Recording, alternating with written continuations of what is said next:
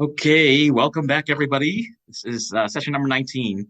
And last time, our heroes had caught up with town councilman Tiziano Feinberg Farfalle in the Arts District of Zadash. And this is where our heroes had learned about the appearance of fey creatures coming from a portal, which is somehow connected to this spooky carousel conjured up in the middle of the Arts District, which is called Soggybottom Square. Party had learned the carousel had been conjured by a Monsieur Malridé, who was a former wine baron now living here in this district. So the team had also investigated the district mess hall, finding drunken rum gremlins and a golem made of barrels that had sprung to life and had sprung a leak of beer thanks to Milo the Paladin's handiwork. Our heroes Olena and Siri had bought a few items at the Stitching, the district's main tailor shop, and then proceeded to the home of Lady D'Arbavoli, which had become overrun by several 3-foot-tall drunken fey creatures with funny accents. So where we pick up, the party was detecting some fey laughter and revelry in the building next door to Lady D'Arbavoli. So that's the building to the south. When the party detected something very tall somewhere to the north near Monsieur Malridé's house, who was stomping around, causing the earth to tremor a little bit. In fact, from where you're standing, you can see it was casting a long shadow onto the stone walkway leading to Soggybottom Square.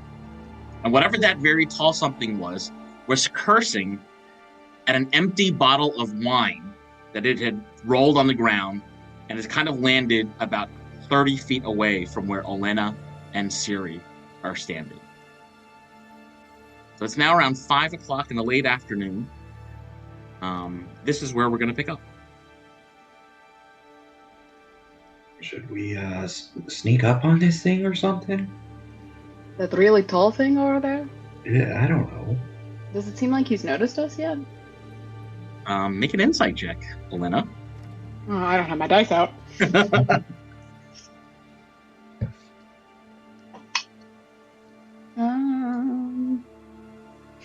10.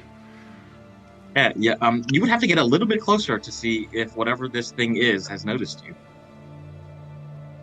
He threw a bottle of wine. A bottle of Ketsk wine, in fact. Right. Okay. Ketsk That's what I apricot remember. wine. Mm-hmm. And I have 34 hit points. That's confusing. Okay. Oh boy. Oh boy. Siri's gonna wring her hands. Well, I can cast message maybe on that tall person, and see if they're friendly. Oh yeah, that's a great idea. Okay. What will the message say? Yeah, she'll cast message and hi.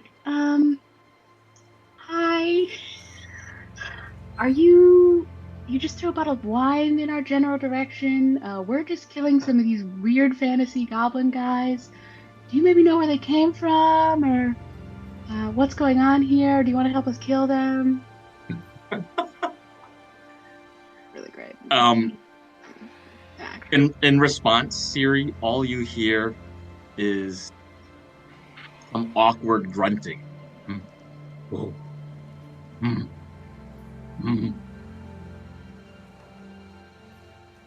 He just sort of grunted. All right, should we go check it out? I don't know what feels like more pressing. The sounds we're hearing from the south, or tall man to the north. And Olena is already walking up to the tall man in the north. Okay. He threw a bottle of Ket's wine at her, and she is a little bit pissed, so she picks up the wine bottle along the way. Okay. Milo's following. Olena, could you give... Will take him. How dare he do so? Oh, I can't believe it. Hi, Milo. What? I can't even. Olena and Milo, since you're kind of leading the walk in that direction, could you both give me a perception check, please? 17. 14. Milo, you're detecting an exceptionally foul odor coming from whatever breeze is carrying from the north towards the south. So neither of you can see the shadow of whatever that creature is anymore, but something has left a pretty terrible smell. It smells like goat carcasses. Well, it's Ooh. pretty awful. Oh, geez, Elena, you kind of stink. Turn around, look at him like I literally just got new clothing and I just washed up. So, first of all, how dare you ever? And you shouldn't say that to a lady. Second of all, oh God, it smells terrible. Apologies that wasn't you. I'm sorry, but oh my gosh, it stinks. And I'm gonna try and like peek around the corner and see if I can see where the smell's coming from. Siri and Aisling, are you doing anything different? What are you doing? No, I'll follow. I think me and Elena were headed for the wine bottle at the same time. But Okay. She's bigger and got there first. Got longer legs. So I'll just, okay, rude. It's true. And I'll just kind of whisper, like, are you thinking what I'm thinking, Elena? You're going to throw the bottle back, right? Oh, I was thinking about, like hitting the bottle and turning it into a homemade weapon and stabbing him with it. That Does that could feel... also work. Okay, great. But no, actually, I like your idea. If you want, I could just throw it back at him. No, stabbing's better. Is it? Well, oh, by the way, this is my family's wine. That's sort of why I'm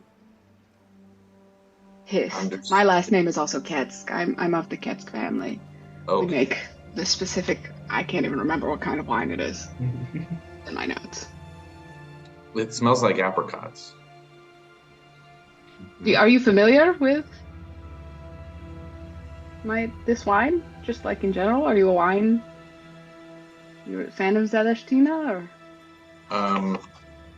No, I don't think I'm a wine person, right? I don't think we discussed this, but no, I don't. Aisling, yeah, I mean, Aisling can definitely see the label on the bottle, and it's a picture of apricots on the bottle. Yeah, Kess wine is my favorite wine. I've never had anything better, except for there is a halfling group that makes some wine that aligns pretty well with this wine, but yours is always a step above. You're correct. It is the best. Although the Goldfoot family wineries also makes very good wine, I must say. My dear friend Milo's family here. Anyways, I'm gonna smash the bottle. Okay. Jeez. You smash the bottle. It's all jagged. D&D 5e wine bottle. Wine bottle shiv in your hand right now.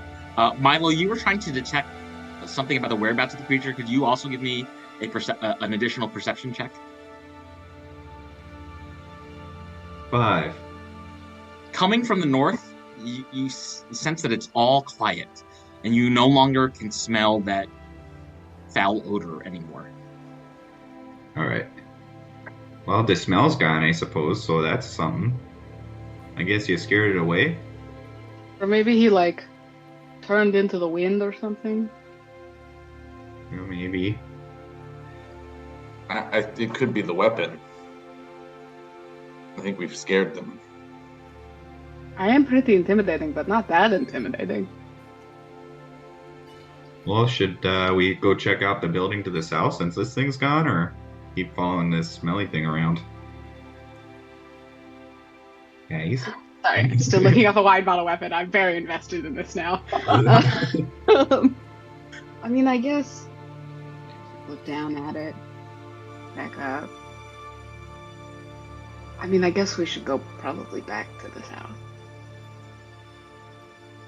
He might come back after us, I don't know. That's true. I'd just keep our guards up, I guess, and we'll check out the south.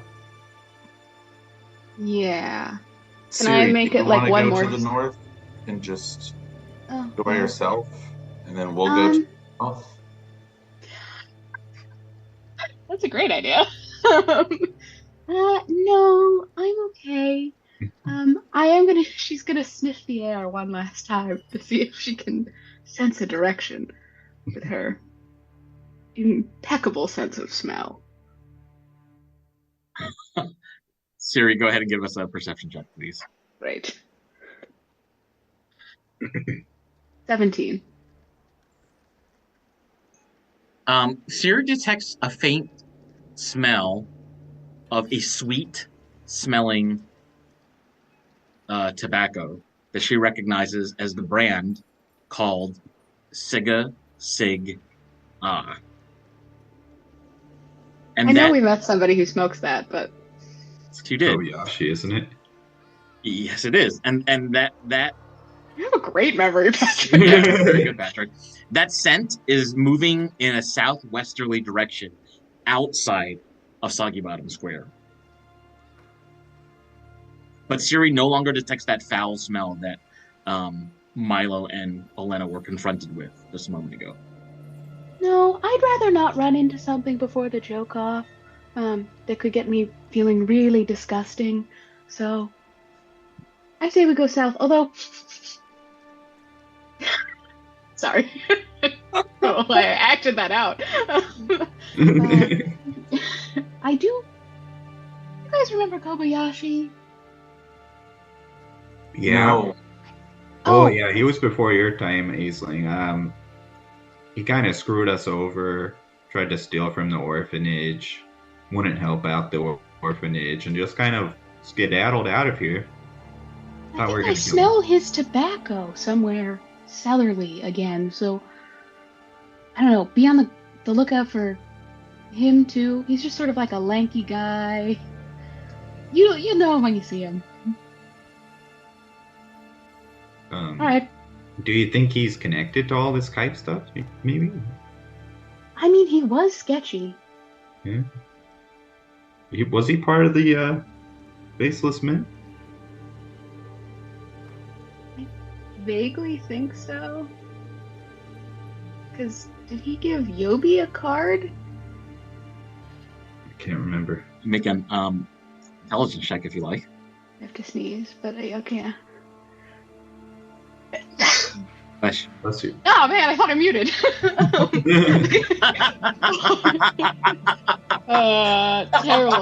Terrible intelligence check. 5. Oh god, that was terrible. Yeah, you really need to either look at the card again or speak to Yobi to remember, because your memory is failing to make this connection. Does tall, lanky man that smells of certain types of tobacco sound or smell like the person that I got my card from? You'd have to make an. I'm gonna let you make an insight check at disadvantage because you're not sure if you've ever met Kobayashi before, Aisling. So I'll let you make an insight check at disadvantage. Ooh, it would have been the same if it was at advantage. 4. Yeah, it is. You sort of thank Siri for her incredibly detailed description, but it doesn't seem to match up with somebody that you have been able to identify as having met in Virlinia recently. Great. It's at this moment that some of the raucousness coming from the building to the south, where Milo's starting to walk, is picking up. Milo, in fact, since you're closest to the house, you can hear like things being smashed around.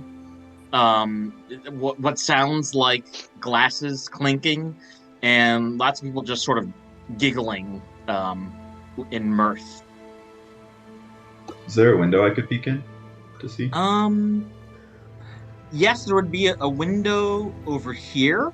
So the front door you're closest to, actually, it's about 40 feet south of where you are, and a little further south, is a window that you can look in on. Yeah. So Milo, you're creeping up to the window? Yeah. Okay. What's everybody else doing? I'll follow. I want to stay out of that little circle of. Can I glance at the carousel as we go by? Has anything changed?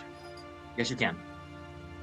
I'm currently staring bewildered at how fast Milo is and following at normal fairy speeds. Okay. Siri will also follow. Oh, sorry, at a vague distance. And then Elena will also catch up after she's glanced at the, making sure, like, I don't know, no Maleficent spirits are coming out of the carousel or anything frightening. And we turned it off, right? Yeah, you switch the carousel, so it's no longer moving, and it's no longer playing that Calliope music. So it's at this moment that Milo is kind of on his tiptoes, peeking into the window of this one-story building, which turns out to be a shop. Inside, Milo, you can see like a counter and a shelving display with jewelry under a glass display case. All over the floor, you see old tools and items designed to build another one of those barrel creatures that you had seen earlier. You see two rum gremlins who are sitting next to each other, who are clinking glasses and kind of laughing. They're literally right behind the window. They don't see you, and you can actually see into directly into the bedroom area, where you can see the lower torso of what looks to be a halfling woman, sort of passed out on the bed. She doesn't look hurt, but you'd have to get a closer look to see what's going on. Milo, you can also detect there are other creatures in the building, but you can't see them at this moment. So that's what you can see. What's in there? There's a lady. She's passed out in there. I'm thinking about just Misty stepping in there to make sure she's okay. Oh, good idea. Are there gremlin guys? Yeah, there's a couple that I can see and a couple more that I can hear in the back somewhere. All right. They're making one of those beer kegs that we killed. Sounds like they're trying to make another one in there. And did we question one of the rum gremlins who was making the last beer barrel monster? Mm-hmm. Okay. I didn't take any notes for that, but that's fine. But we did it. We did do it. So we don't. It's not like we don't need to capture another one, is what I'm saying. Oh no. Okay. Is there more than one door? There's only one door that you can see at this point. You'd have to walk around the perimeter of the building to see if there are other doors. We said it's a shop, right? It looks like a shop. It looks like a shop, yeah, with a bedroom inside. So, like a store shop or a workshop? Well, it looks like Milo had seen a display of jewelry, so it's probably a place that sells the things that they make. Okay, not like a wood shop or something. Us. Yeah, it's not a laboratory. I'm gonna check the back, and people like to sneak out the back of stores. So okay. I'll come with you. Okay. Great. Which direction are you going to go in? The towards where Milo is? Is that water? Yeah. So there is water about 20 feet south of Milo, but you could walk around the perimeter 15 feet south of Milo, where I'm pointing here, and see, and you'll see what's all along the wall. No. I'm going to go away from the water, because things come out of water. Okay. Aisling's not feeling that today. All right. At the moment. So we'll go that direction, north. And Siri's following. Okay. Elena, what are you doing? I'll count down, make eye contact with Milo, and have him Misty step in while I go in and kill the rum goblins. Okay. Okay, so I'm going to resolve Aisling and Siri first. Could you both make a perception check? Aisling and Siri? Milo, before you Misty Step, give us a count of 42. Milo starts counting. Perception? Doesn't even question the odd number. He's just like, all right. 8. 14. Aisling, you can see.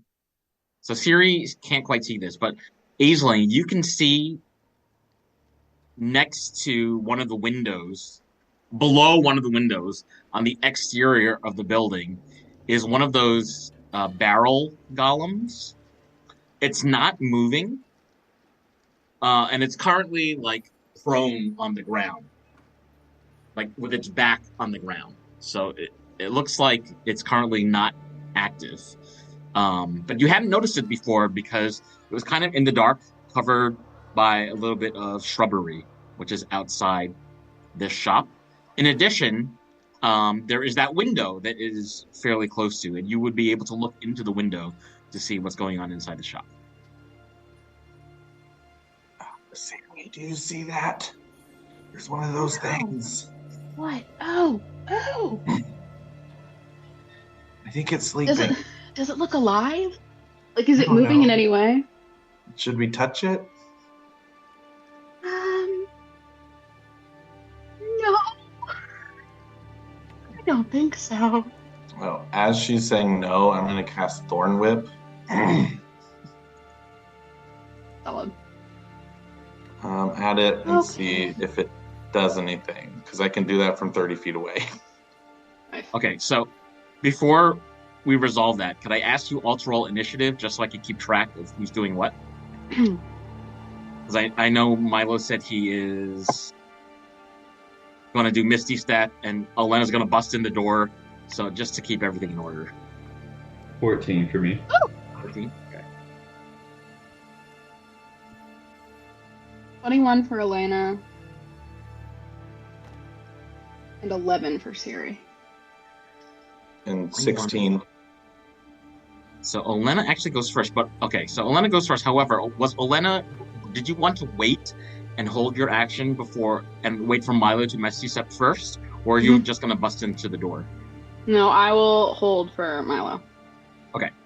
Then Aisling, you can go ahead and cast Thorn Whip, actually. You're next to the turn order.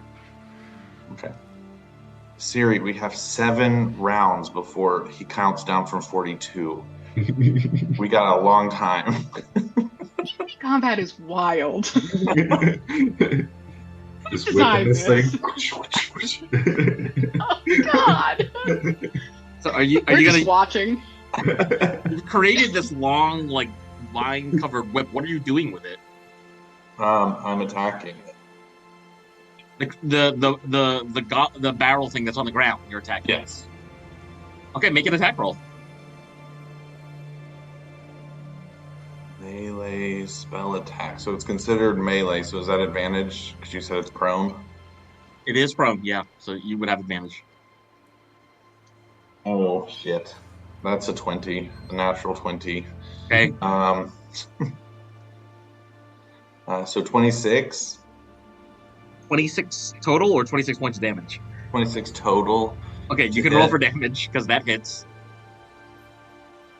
7 whole points of damage. Okay. And it also, if it's large or smaller, moves 10 feet closer to us. Okay, so that's gonna happen, actually. It's too bad, because he's so cute. So you whip the creature with your sort of viney rope that you've conjured, and you pull it sort of closer to you as you've managed to hurt it. But as you have kind of struck and damaged some of the lower gears on this creature, you see that it's all of the gear mechanisms are starting to turn, and it's starting to actually stand up and is no longer prone. Oh, Siri, I think I woke it up. God damn it! Is Siri hurt at all? Nope. Okay. Then I'm going to figure out how much I can move. 30 feet. I'm going to just move up here, away from Siri. Away from Siri? Okay. Pick your poison, robot. And could you also make a perception check, actually, Aisling? Yes. Oh, not a 20 this time. An 18 though. Aisling, the one thing that you notice about this particular barrel golem is that the metal plating around this barrels is of a significantly tougher and more sturdy metal than the ones that you had seen in the mess hall. You're kind of concerned that whatever version or type of golem this is, that it's significantly more powerful than the ones that you had seen before. Siri, I think this is an upgraded version. Guys. Milo's still counting down. Yeah.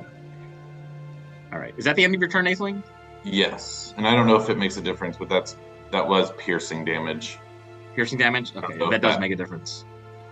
Thank you for telling me. Yeah. Milo's next to act, is that right?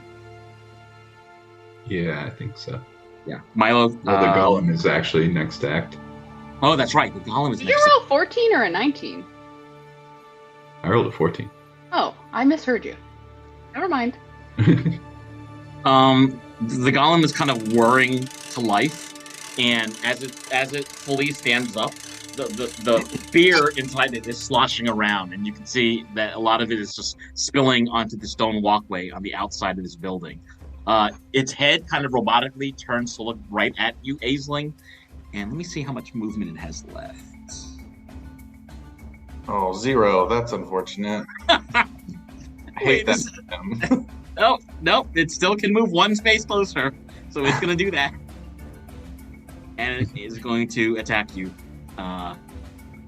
In the center of its body, there is a large barrel with ale or beer sloshing around. And you can see this kind of like a hose implement protruding from its chest. It's going to stand with its arms kind of on its hips and proudly shoot beer right at your face. I actually need you to first make a Constitution save. That's Aisling. Ooh, 6. Aisling, you've been struck in the face with poison beer for 9 points of poison damage, and you are now poisoned. Okay.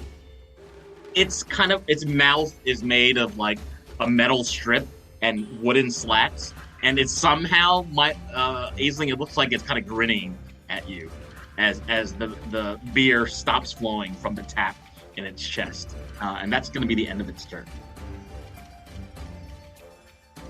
Milo, it's on you actually.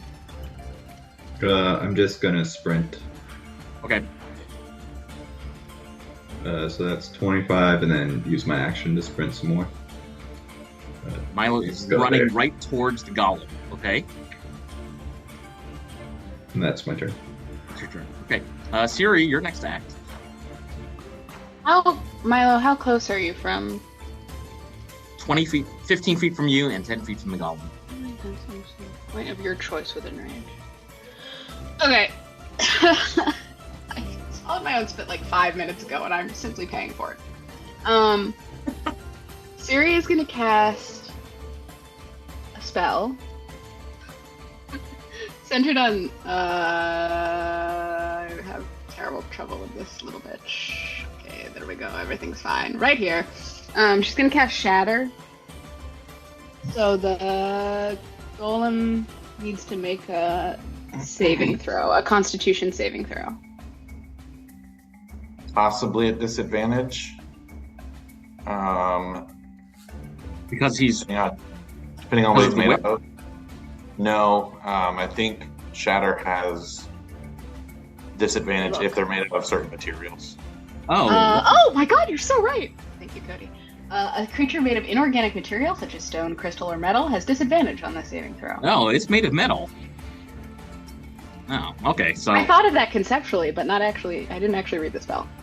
okay, so we got a 13 and a 16. So it's a disadvantage. So I take the 13, but it has a Did you say Constitution? Yeah. It has a Constitution bonus, so its total is 16.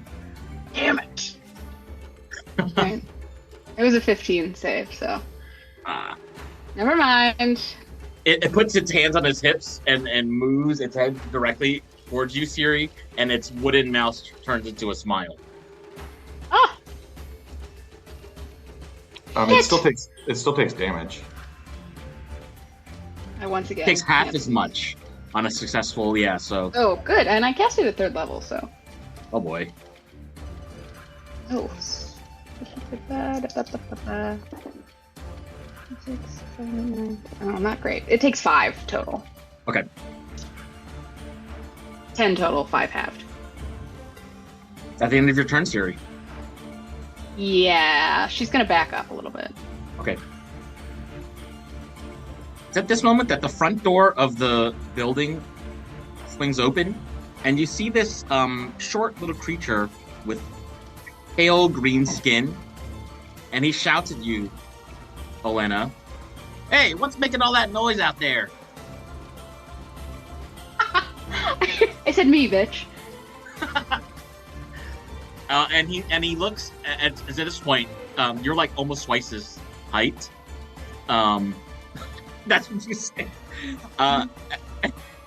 Then whatever this creature is, it actually shuts the front door. I'll take it. Olena, your next act. I want to focus on one thing at a time, I feel like, you know? Okay. 5, 10, 15, 20, 25, 30, 35.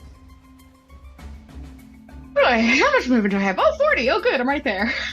All right. All rage. Okay. And hit it with my great axe. 12. Olena, your axe cleaves right into one of its barrels that composes its kind of shoulder and back, and it pierces the wood slats of that barrel. You hit. Wow. Go ahead and roll damage. You surprise yourself. 16 points of damage.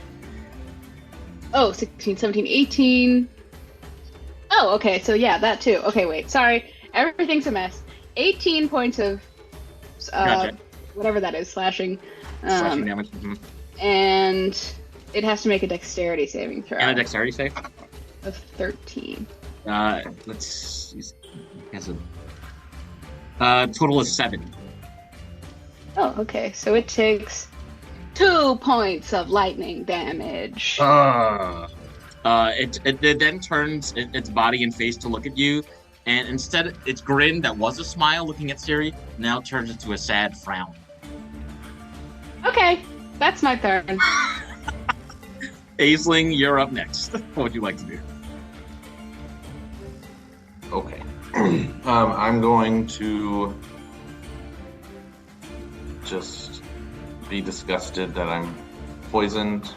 And I'm going to throw up a little bit and catch it and whisper to it and just throw it at this golem. And I'm going to cast Fairy Fire on it. Okay. In a way that does not get Alina. Okay. And it needs to make a dex save. Dex, 13. Oh, it needed a 14. Mm-mm. And because I'm poisoned, my vomit is obviously bright neon green. Okay. As a fairy should be. And so it is now shedding dim light in a 10-foot radius circle, and everyone gets advantage on attack rolls against it. Ooh, okay. Yeah, it doesn't get a save again. It's just like that until I lose concentration. Okay. The vomit that you have injected onto this creature starts to slide off of the wooden barrel arm that you've struck, and it turns its body to look at you, and its frown looks even sadder than it had been before when it was looking at Olena. I'll just say, I'm sorry, but I don't feel good. So, your fault, not mine. Is that the end of your turn? I'll back up 5 feet. Okay.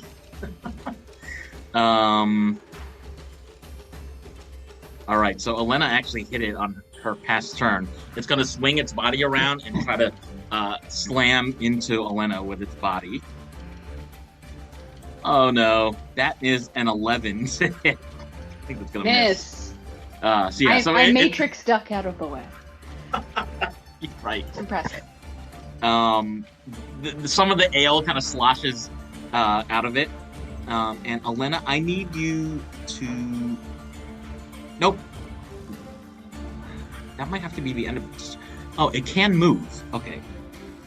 It's going to move a little bit closer to the building, but not provoke an opportunity attack by Elena. And it's going to end its turn standing next to Elena and the building. Milo, you're next up. So I'm gonna move up to Elena, Mhm. and then Wait, flying. no, because I have my protector thing. So if it attacks you, Oh, and we already have advantage with Fair Fire. yeah. So yeah, advantage. 17. 17 hits. Okay. I'm gonna do it through this thing. Okay. 12 points of damage. I think I'm just trying to pierce it so all the beer spills out. Yeah, you pierce it again in its right arm where some of Aislink's vomit had landed earlier, and you can see it's kind of shaking your weapon out off of its body as you strike it. And I'm gonna swing again. Okay. So I have 2 attacks. Jesus Christ. 22 to hit. 22 hits. God, it's been so long since I've played a barbarian. 11 points of damage for that one. Whoa. Okay. Milo, with your second attack, you actually slash down into its left leg, and you get a closer look at this metal, and you notice it's some sort of metal from another plane of existence, maybe Fae of some kind. Like it's very nicely made metal. As a bonus action, I'm gonna cast Shield of Faith on myself. Okay. Shield of Faith. Just need 2 extra, I think. Yeah, 2 extra AC. 2 extra AC. Wow, nice. That's the end of your turn, I think. So we're gonna go to Siri next. Siri, you are 50 feet away from the action. What would you like to do?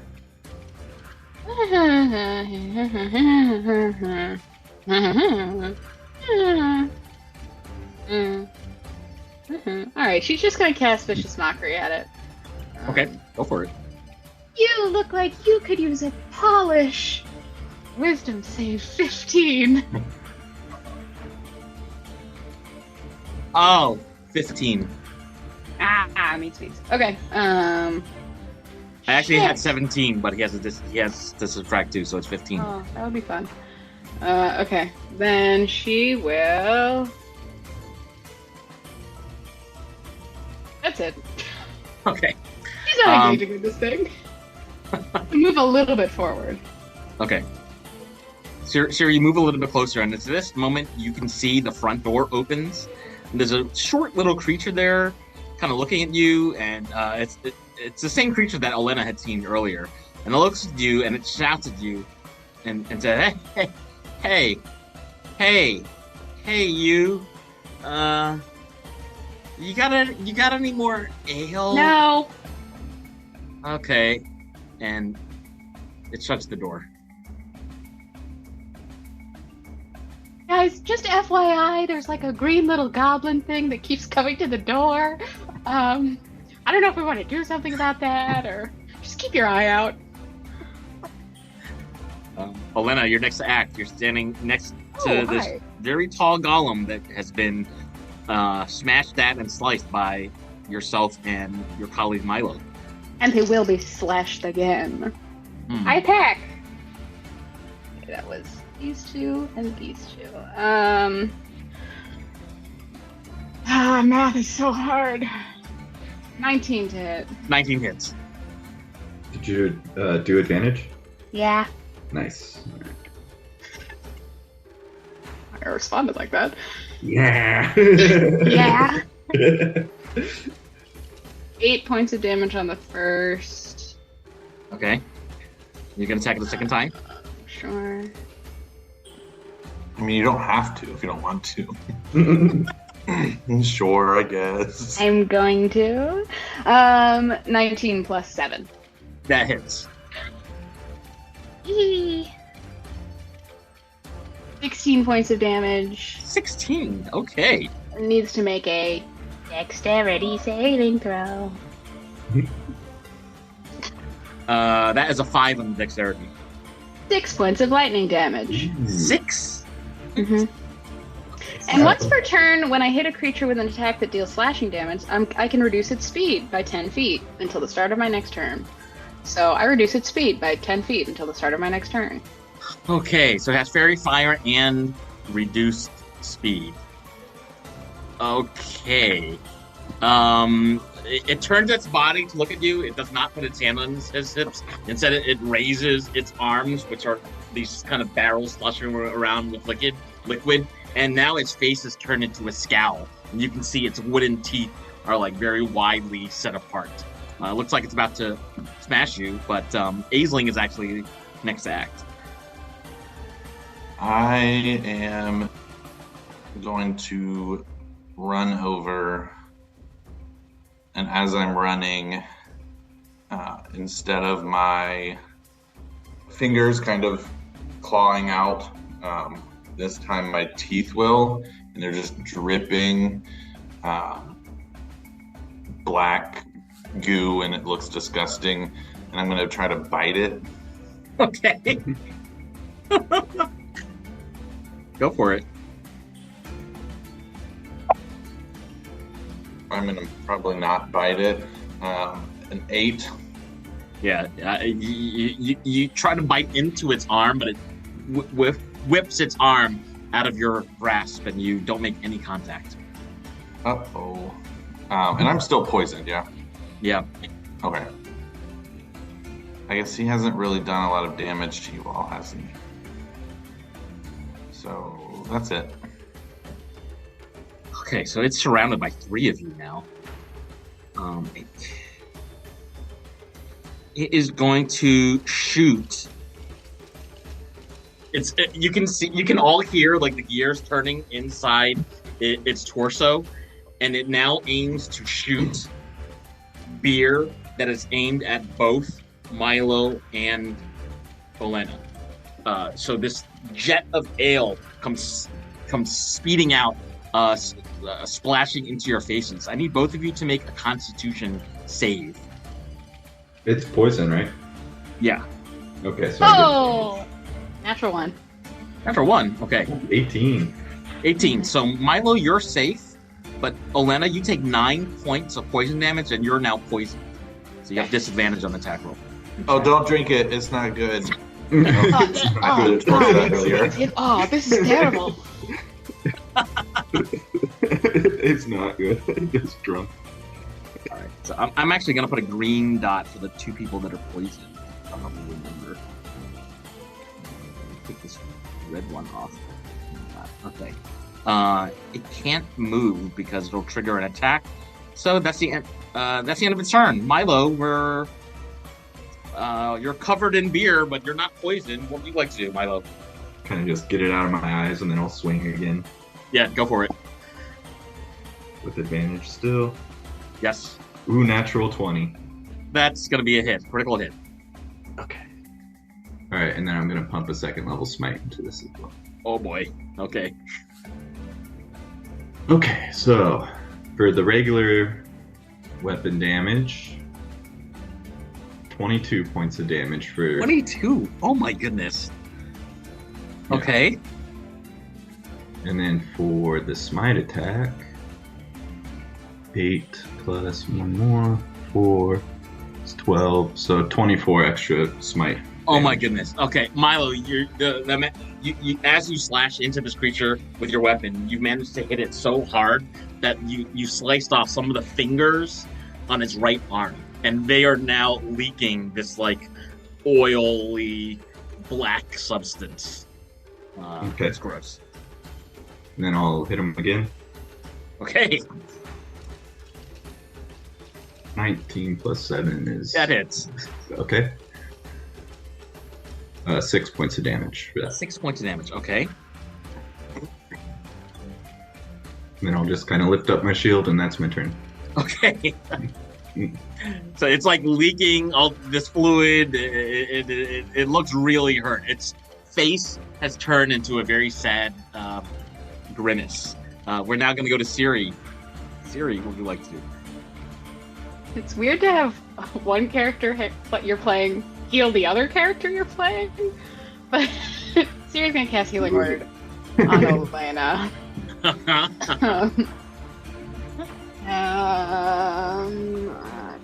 Wall level. I'll do second. I'm like, oh god! God's up. And then heals her for however many. This shall be 4, 5, 6, 7, 8, 9 points of healing. So are you at 34 now? Or where are you? Yes, 34. And then Yes. Vicious Mockery. Vicious Mockery, what will you say? Oh god, somebody get you up. Nope. Oh, the joke off is going to be so good. A disadvantage. It has to make a wisdom saving throw. 15. Somebody get you Gonna make to that an a advantage. nunnery. That's a Get terrible me to joke. a nunnery. 14. Does it It hit? takes. Yeah. Oh. Somehow your words short circuit something in its gears. It takes 6 points of damage. Oh boy. Doesn't it Okay. get disadvantage on its attacks too now? Oh. With Vicious Mockery? I think so.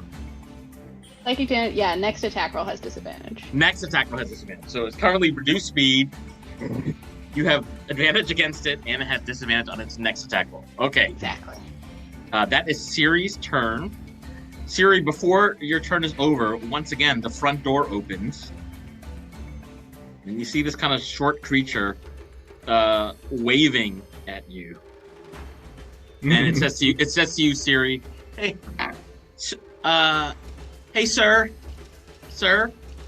And it steps outside the front door and walks towards you. He's clearly very drunk because he's like wobbling from side to side. Sir, you are causing a disturbance. I use she, her pronouns, and you should go back inside. No, Okay. I'm gonna stay outside. And it draws an arrow from its quiver that it's strapped to his back. You can see he has a bow at its side, and it tries to fling an arrow at you. It's gonna do it at Disadvantage because it's disadvantage. drunk. Yes. Okay, great. There's a little goblin guy with an arrow, guys. I've lost Siri's voice entirely. Can you get it rolls a 1? So the arrow just like lands on the ground, and it looks at the arrow and looks at the ground and kind of looks at himself and uses the rest of his movement to just sit on the stone walkway. We've all been there. You just gotta sit down and be like, it's too much. The character looks at you, Siri, and says, "Is that thing behind you spinning, or is it just Yes. me?" No, it's spinning. It's actually not spinning anymore because you turned it off. It's not spinning. But sir, it looks like it's spinning, and it stops. That's the end of its turn. Anyways, the green goblin thing is out here now. He has an bow and arrow, but he's terribly drunk. Yeah. Elena, you're next to act. You're standing Oh. in the shadow of this giant golem that is slowly being beat down. Gosh, and I'm just not feeling good, but I had advantage on these attacks, and now I have disadvantage, so I just roll normally. Why am I so bad at math today? 21 to hit. 21 to hit, you hit. 8 points of damage. As you slash into this creature, it tries to prevent you from hurting it even more by putting its hand out in front of its face, and you manage to use the tip of the blade of your axe to slice off all of its fingers, and it is now leaking this kind of black, oily substance everywhere. I'll hit it again. Okay. 19 to hit. That hits. 17 points of damage. 17 points, uh-huh. That's what happens when you roll a 2 versus an 11 on the damage roll. And then it needs to make a dexterity saving throw. Throw a 20. Okay, so it takes half of 5. That's 2. And, oh god, once per turn when I hit a creature that deals slashing damage, I reduce its speed by 10 feet. Does that stack? I don't know. Well, my turn is over, so it starts again? Okay, so it's like it reset. Yeah. Yeah, and okay. And it's not like it can move right now anyway. That is true. Yeah, okay. Great. Aisling, you're next to act. You're standing right next to this creature, dripping with black ooze. Yeah, my teeth are still out, so I might as well use them. And I'll try to bite it again. Okay, go for it. Oh, much better this time. 24. 24 hits. Oh, sad. Just 4 damage. Okay. But it is acid damage. Acid damage. Oh. Then, Elena, are you still hurt? Do you feel gross? I feel I mean, I feel gross, but I feel fine. Okay, great. Stay that way, and I will. be done. Thank you anyway. It is once again going to shoot. So it's turned its body back towards Milo and Elena, and it is once again shooting ale out from its chest to splash both of you in your faces. I need you to both make a Constitution save. And if you're poisoned, this is at disadvantage. Okay. 18 for Milo. 18? Okay. 14 for Elena. 14. Oh, you but make it. Yeah, okay. That's... Oh, that was a disadvantage, so it's still 14? Yeah, 14. Okay, so you both get splashed on by all this beer coming out from the center of the chest, but neither of you have inhaled any of it. So I'm neither already of you poisoned, so it's fine. Yeah, you're already poisoned. It is... I cannot disengage anymore because it acted.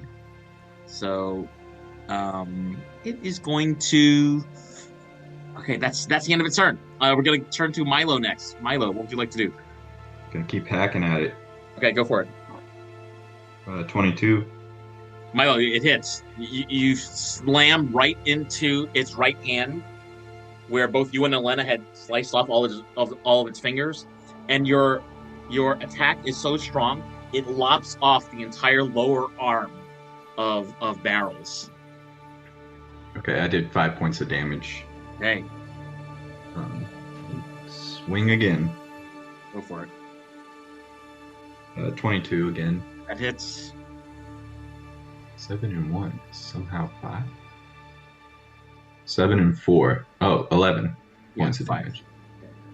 11. Why is it highlighted in red? Yeah, I noticed that. If you roll a 1 or a 20, it'll highlight based on whether it's a 1 or 20. Like the minimum and maximum roll, you can roll, it'll highlight in red or highlight in green. Yeah, I rolled a 1 on my first attack. It was pretty Milo, easy. Oh, okay. with your second attack, you slash into its left arm, and you've produced a deep gash into the wooden slats composing the barrel that is its left arm. And Milo, you're noticing that this creature is really slowing down and is looking much, much weaker than it was a moment ago. You suspect it's on its last legs. Then I just lift up my shield again. Okay. Siri, you're next to act. Siri will cast Vicious Mockery again. Okay, go for it. That looks like... Oh, that's Elena. That looks like the worst beer anybody's ever tasted. Has anybody ever told you that you taste terrible? 20. I'm not a bard. The first character I ever played in D&D was a bard. 20. Yeah, Okay, so it it takes withstands one. your mockery and stands here with one arm, kind of like trying to look like it's got its arms crossed, but it's missing an arm now. Okay. She'll look at the green guy. Is he doing Yeah. anything? Is he just like sitting, hanging He's out? sitting on the ground looking at his bow and arrow. Dejected. He'll walk away. Okay. Okay. That's the end of your turn. Oh, keep serious walking. Yep. That's it. All right. This character is shouting at you. Hey, silver hair. Are you sure that thing is spinning? Takes 10 feet and walks a little bit closer to you, Siri. Silver hair. Takes out another arrow. Stands up. It's already standing. Tries to fling an arrow at you. At disadvantage. But even at disadvantage, it got a 16. Is that enough? No, it hits. It hits. It is so amazing it hit anything. It feels weird that you're trying to ask me a question, and before I even answer you, you've hit me with an arrow. That doesn't make me want to answer your question. Oh, no. It usually makes people talk. 4 points of damage. It hits you in your shin. Okay. It then shouts, hey guys, you want to come out here? This silver hair person is making everything spin. And you can hear a clamor from the front because the front door is open, so everybody can hear people kind of slam their beer glasses down, and you can hear them say, "We're on our way." Company approaches. We're gonna go to the top of the round, and that is Olena. Hi. Hi. I hit the beer guy. Go for it. Beer guy. 21 to hit. That hits. 12 points of damage. 12 points of damage. Okay. You slam it in its back, and it is continuing to leak beer and this black, oily substance. Olena, you think it's almost dead. One more, please. Ooh. 20, not natural. That hits. 12 points of damage again. Olena, tell us how you murdered this creature. I'd like to think that she's like tucked the beer bottle into her belt. It's broken. Huh? There's just a broken beer bottle. Okay. And so while she's hitting it with her axe, the beer bottle like falls out and like stabs it in the foot, and that's how it goes, sort of thing. Wow. Okay. It wasn't actually Elena that did it in the end. It was Esquine getting its revenge on these damn beer drinkers. Elena, this creature falls to the ground. It makes a loud noise as all the beer inside its barrel start leaking out into the stone walkway of Soggybottom Square below. It is now out of commission. Cool. And I will step back, make eye contact with the green man in the window, and ready my axe. Okay. In that case, Aisling, you're next to act. Okay. I'm going to see this little green man and be like, you know what? This could be fun. Do you want to spin, little man? I'm going to... I don't think this will work. Cast a spell. You're not an object, you're a creature. I'm a creature. I'm just gonna cast Gust on it. Gust, okay. And so it needs to make a strength saving throw. Oh, a 1. Great. So I'm just gonna turn around and flap my tiny wings at it, but they just keep going faster and faster and faster, and this ball of air just throws at him, and I'm going to try to make it tornadic. Okay. But since he failed, he's pushed 5 feet away from me. That's it. But I hope he spins while he does it. Yeah, he kind of spins around a little bit as he's pushed back 5 feet, and he's like, wait a minute. Wait a minute. Oh, I'm busy. Is that the end of your turn? Yes. All right. Milo, you're next to act, and Milo, you can hear this clamor of creatures from the inside arming up to start to walk outside. So what would you like to do? Just gonna rush to the guy that got pushed. Mm-hmm. It's 20, and swing at him without advantage. Okay. 16 plus 7, 23. That hits. 12 damage. 12 damage. Yeah. Whoa. It slurs at you, Milo. Why you hurt Skeet? Don't hurt Skeet. Oh, Skeet. Skeet. And I'm just gonna say, get ready to spin, and I swing again. Okay. Oh, brutal. 26. That hits. Only 5. Damn. Milo, as you slam this creature, its body kind of spins around, and you can see he's starting to get ready to hurl, and shoots out a jet of like green vomit onto the ground in between the both of you, and it looks up to you. It looks up at you while it's kind of prone, bending over, and it said, "I'm sorry, sir." Just say gross, and then that's my turn. Okay, we're gonna go to another creature from the inside. Is walking forward. 1, 2, 3, 4, 6, and is now standing in the doorway, so it can see you, Milo, and it sees that his friend is hurt. This creature is also Milo. This creature is also visibly drunk, and it's like kind of waving a sword around in a very haphazard direction, and it tries to slash at you, even though you're 10 feet away from it.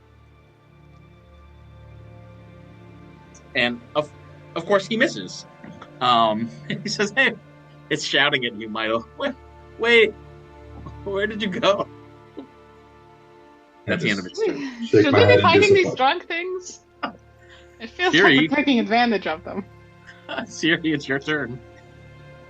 I don't care, says Siri, I guess. Where am I? Who am I? What's going on? What goes on in the House of Commons? She casts Vicious Mockery at the one that just came through the door. The one that came through the door. Okay. Yeah. Yeah. He'll say, "Why are you getting drunk at like 5 p.m. on a Wednesday? Do you have nothing else better to do?" The drunk creature looks at you and says, That wasn't very nice. Ow, ow, ow. That was not very nice. And you hit. Wow. 7 points of damage. 7? Oh my goodness. And he has disadvantage on his next turn. And disadvantage. Okay. Well, on his next attack roll. Sir, this is not very fair. You're right. Who was that? Elena? Or no, Siri? No, Siri. Okay, so next to act is the one that Milo just hit, and it's gonna stand up and slash at Milo with a No, I should sword. have killed that one. That is a Sorry. 13, Milo? No. Doesn't hit. It's not gonna hit. It's like thrusting in the air and is really missing. I mean, he's drunk and not able to connect with anything. And then he takes his movement and tries to run back into the front door, which triggers an opportunity attack if you want to take it. Slice. 19. That hits. 7 points of damage. Milo, tell us how you kill this creature. I just slice him in the back as he runs away.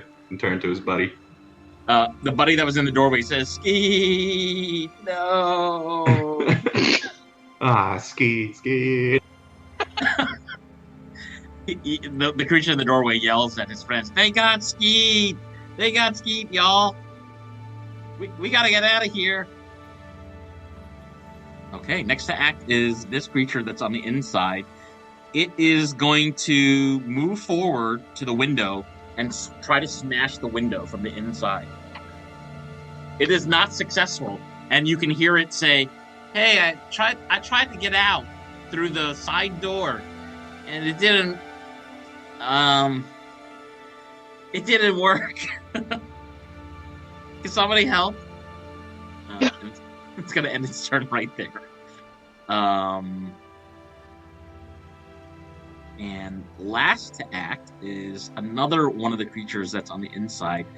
It's gonna move 1, 2, 3, 4. It's gonna move outside the front door so it can see you, Milo. And it can. It's now standing in front of its buddy, so they're standing next to each other. And it's gonna shoot an arrow at you.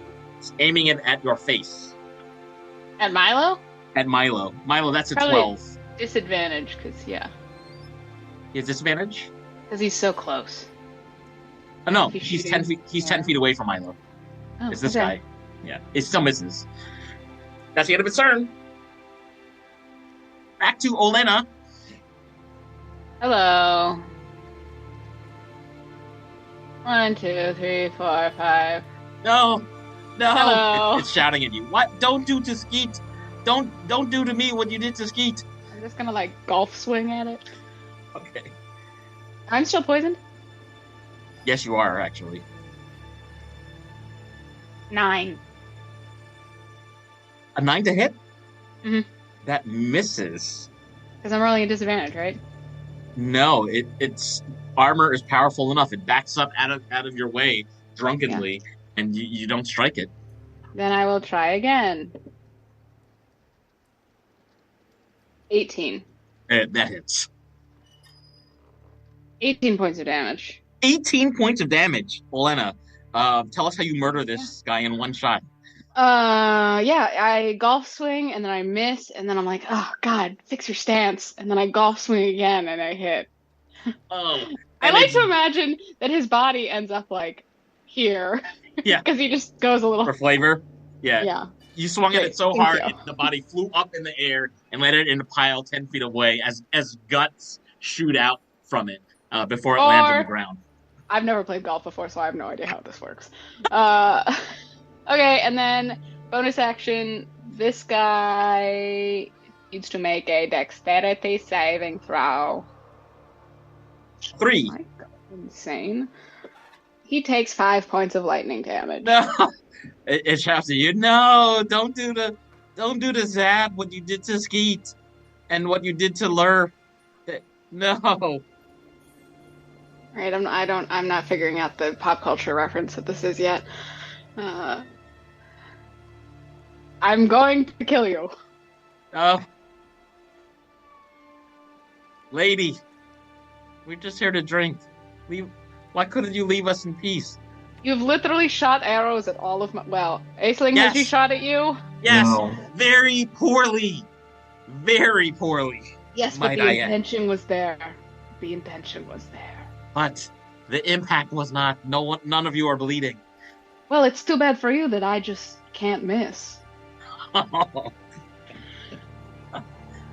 Aisling, it's your turn to act. I will run up and be like, "No, I haven't been hit with an arrow, and I'm very upset that I'm left out."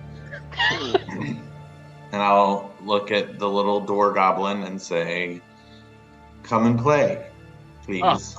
Okay, so you do you mean play or do you mean attack? I mean, come play with us. We're very Okay. friendly. All right, we like to play. Great. Let me help. And I'm going to cast Thorn Whip again.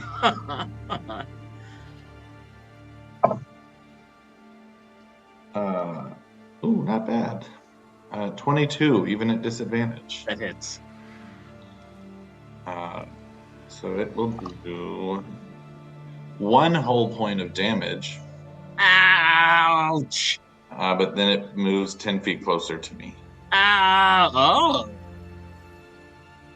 Hello, new friend. Hello.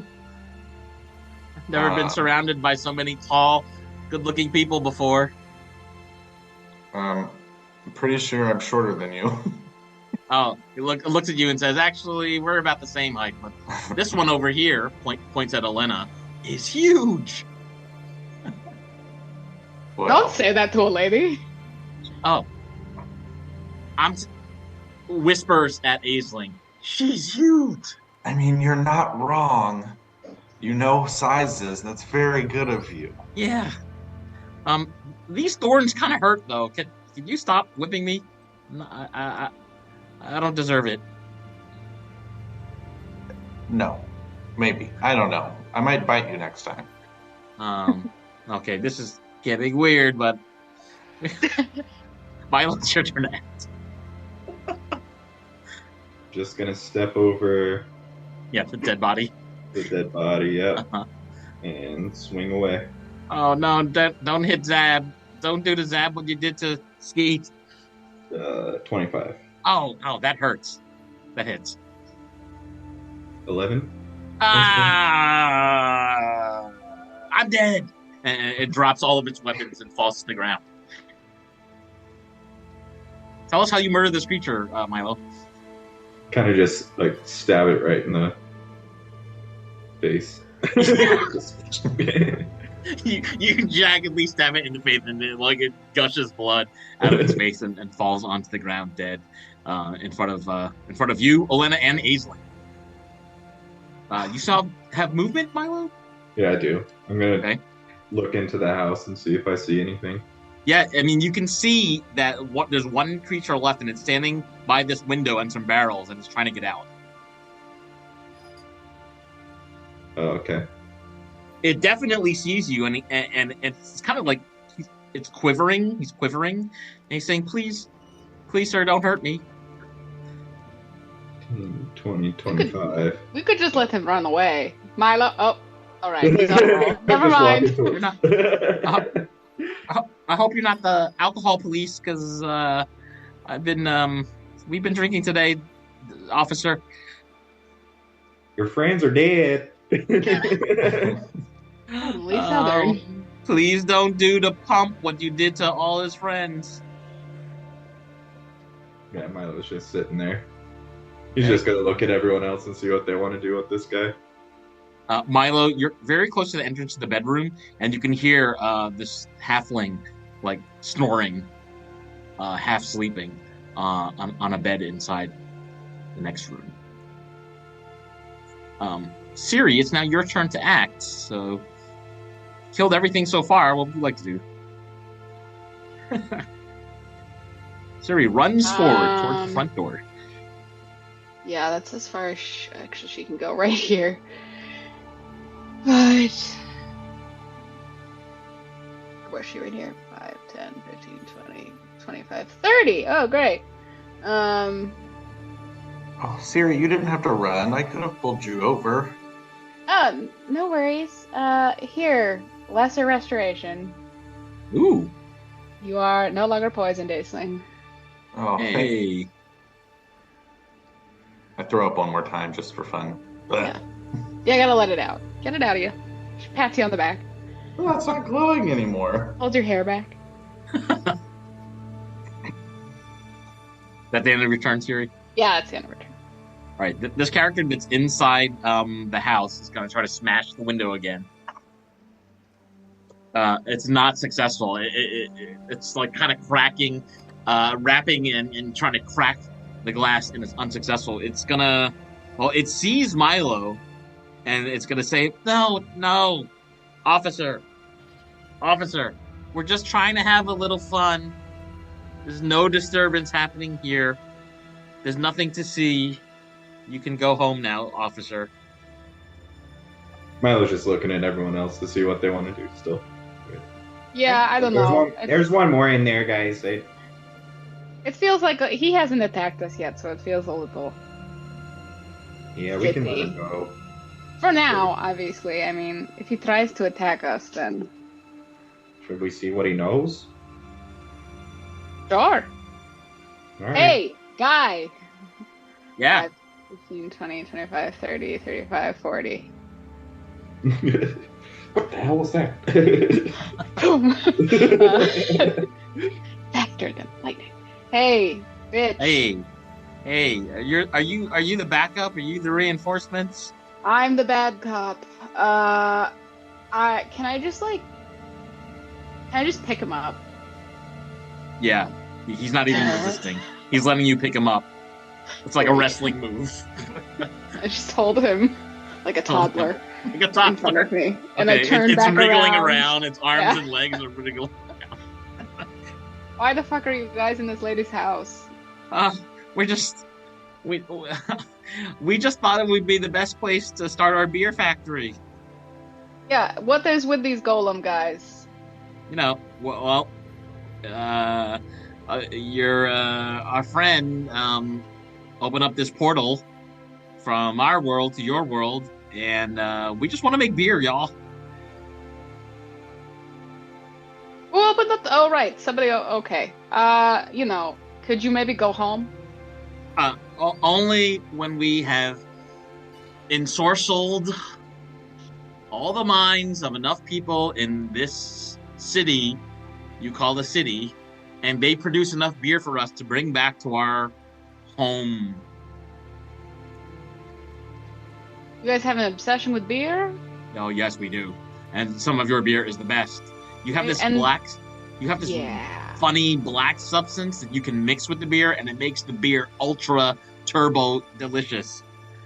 Very true. Very true. I'm gonna go off to the side to make eye contact with Milo. Okay. Like, I don't know. I suppose maybe he's just a victim in all this, just like Haley was. I don't know what his involvement is. It sounds like he's pretty innocent. He's just a user. I'll set him down. Okay. Oh, thank you, sir. Thank you, officer. You're welcome. My name is Little Pump, by the way. I hate it here. Okay. Killed Great. Skeet. Yes. Yeah, we killed all your friends. Killed all my friends? No, I hope you don't Oh. kill me. You should Is this probably go Lord? home. I guess I should go home. Is the door to the bedroom open? The door to the bedroom is open. You can see inside. And there's just a sleeping halfling in there? Yeah, there's a sleeping halfling with bright pink hair. Hey, what's the deal with this lady before we let you go? Oh, she was drinking too. And she was kind of defending her store against us. And then she got tired. So we left her alone. Insight check? Yeah, go for it. Milo's gonna pat Elena on the back and do lay on hands so that she's cured of the poison. Thanks. Aha. Cure of poison. Like that. 19. I think I can do that. Hold on, let me double insight. check that I can. I think you can. Yeah, I neutral. think you can, yeah. 19. This thing seems to be telling you the truth about the halfling, and it does seem legitimately scared. And that its stated intention to go home. It looks like he knows he's going to be overpowered because he killed all his friends. Looks like he doesn't want to fight any longer. Okay. All right. I won't hit him with my axe Oh, good. right now. Oh, great. Oh, great. So can I go? And he kind of moves towards the front door. So can I go? Can I go? Do you know where Gilmore is? I'm just gonna ask him. I think Gilmore? that's who No. we're looking for. I don't know. He's probably by the Mighty Quill, the Black Arms. He's usually somewhere dealing life. You know that guy. See you later. And then just let him go. He's inching towards the door where Aisling is. Aisling, I mean, what do you think? Sure. Go ahead. All right. Thanks, Did everybody. disappear? Oh, was I on top of it? Oh Yeah, no, no, Avery's in there. Siri's Okay. outside, so Siri's now watching this creature enter Well, the I front don't door. know if Siri's outside anymore. Where did Siri go? Gosh, Siri really has just disappeared. There's a little note on top of one of the goblin's dead bodies, if anybody wants to read it. Okay. So Aisling can see that note from where Aisling is standing, so it's at this point that this little creature, is starting to walk off into the distance. So before Little Pump leaves my side and walks out the door, I'm gonna try to like just tap him on the shoulder and be like, "Hey, don't touch me!" You shush. Let me ask you a question real quick. Yeah. And I will kind of fey out again and bring my claws out and say, do you really think this is the way things should be in the Feywild? And I'll say, stop bringing drugs. And then I'll scratch him across the face before he leaves. Scratch him across the face? Yeah. Let's go. Like as an attack? Like as an attack. No mercy. Can you make an attack roll, please? Just, learning lessons. This is how we learn. Oh, damn. It's just a 10. It's not enough. But it looks intimidated by you. Well, you're not wrong that maybe this is not the right approach, but when you're under the effect of a gash spell, you can't predict what's going to happen. And he starts to exit and walk into Soggybottom Square. Do I know what that means? Make an Arcana check. Yes, the arcane druid that I am. 10. Well, you would need to consult with somebody or something with more magical knowledge to know what that creature meant by that. Cool. And I'll just watch him as he leaves. I walk straight towards the carousel. Talk to my fingernails and be like, stop being so bad. The creature walks towards the carousel, and at some point, you can't see it anymore. So, as the party kind of like regroups from this battle, I'd like to give everybody 410 experience points. I believe Siri levels up. Including Siri. And Elena, actually. I'll go outside I'll poke my head out the door and just to tell Siri, like, oh, Siri, I guess we're letting this one go. And I'll just look around and be like, or not. Do I see a note? Yeah, you see a note conspicuously left on the belly of the creature named Zad, who's right in front of you, 10 feet away. Oh, look, a note. From the dead. The dead? You don't know. Yeah. The goblin. It's a little note card, and in purple ink, it says, "You reminded me. The joke off is tonight. I've gone to prepare. See you there. Siri." And it's on letterhead from the little head. Which is I'm not sure that Aisling would know that, but Aisling now has that information at least. I'll come back inside and just tell the group. So the goblin that wanted to play with us, apparently its name was Siri, and it was supposed to be going to the joke shop because it had a note in its pocket saying it was going to do that. And I'll show it to them. That's Siri, our friend Siri, with the silver hair. That's her handwriting. So. Oh, she's also not outside. Oh, what? Can I see the note? Yeah, it looks like Siri's handwriting, Elena. It smells faintly of peonies. I don't know, just for flavor. Doing a lot of snipping today, Olena. What's going on? Yeah, I don't know. Oh, Milo, this is. She went to the little head, I guess. She usually would tell us before she goes somewhere. Yeah, that's kind of odd. I mean, first Ash, now her. And where's Yobi? I haven't seen him in a while. Wait a goddamn minute! He hasn't been here for so long. Also, Patrick, your camera just did the same thing that my camera did, which was went to a wide angle suddenly, and I don't know what happened. Ooh, here I am, in a wide angle. More of my bedroom. Very strange. Anyways, side note.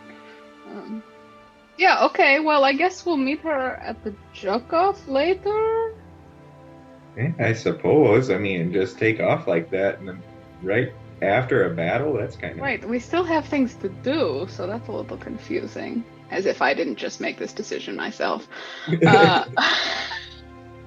think maybe... I mean, I don't know these people. I think, there's an Ash that is gone and someone else you just said was gone. Maybe you need to vet people better before you bring them into your group. Yeah, well, we didn't really have a choice on this one. It just sort of happened to become a group, but you're right. Aisling, is there anything we should know about you? I deal drugs and... Oh! Not Kaif. No. Okay, that's fine. And I shuffle around my pockets and I pull out a piece of paper. I'm like, I already filled out an application for the group. Like, did you all not give this to me? Just kidding. But I'll create an application for the group for the next. If Maybe you we would should like do to be in this. charge of that, yeah. Do you want to be in charge of outreach? Okay, I can do outreach. Okay. We'll form a committee. Milo, you are combat master. Yeah, And I will suppose. I'm the only one of us that died. I don't know if I'm the master of anything, Oh really. shit, you're right. I was going to consider myself liaison to rich people because I know rich people. Yeah, that you do. And you're pretty good at talking to rich people. I mean, I kind of just say What whatever. even is Elena's charisma? Not good. It's just me. Yeah, I think we need to really rethink our positions in this group because, I mean, we'll see her later. It'll be fine. She'll show back up. But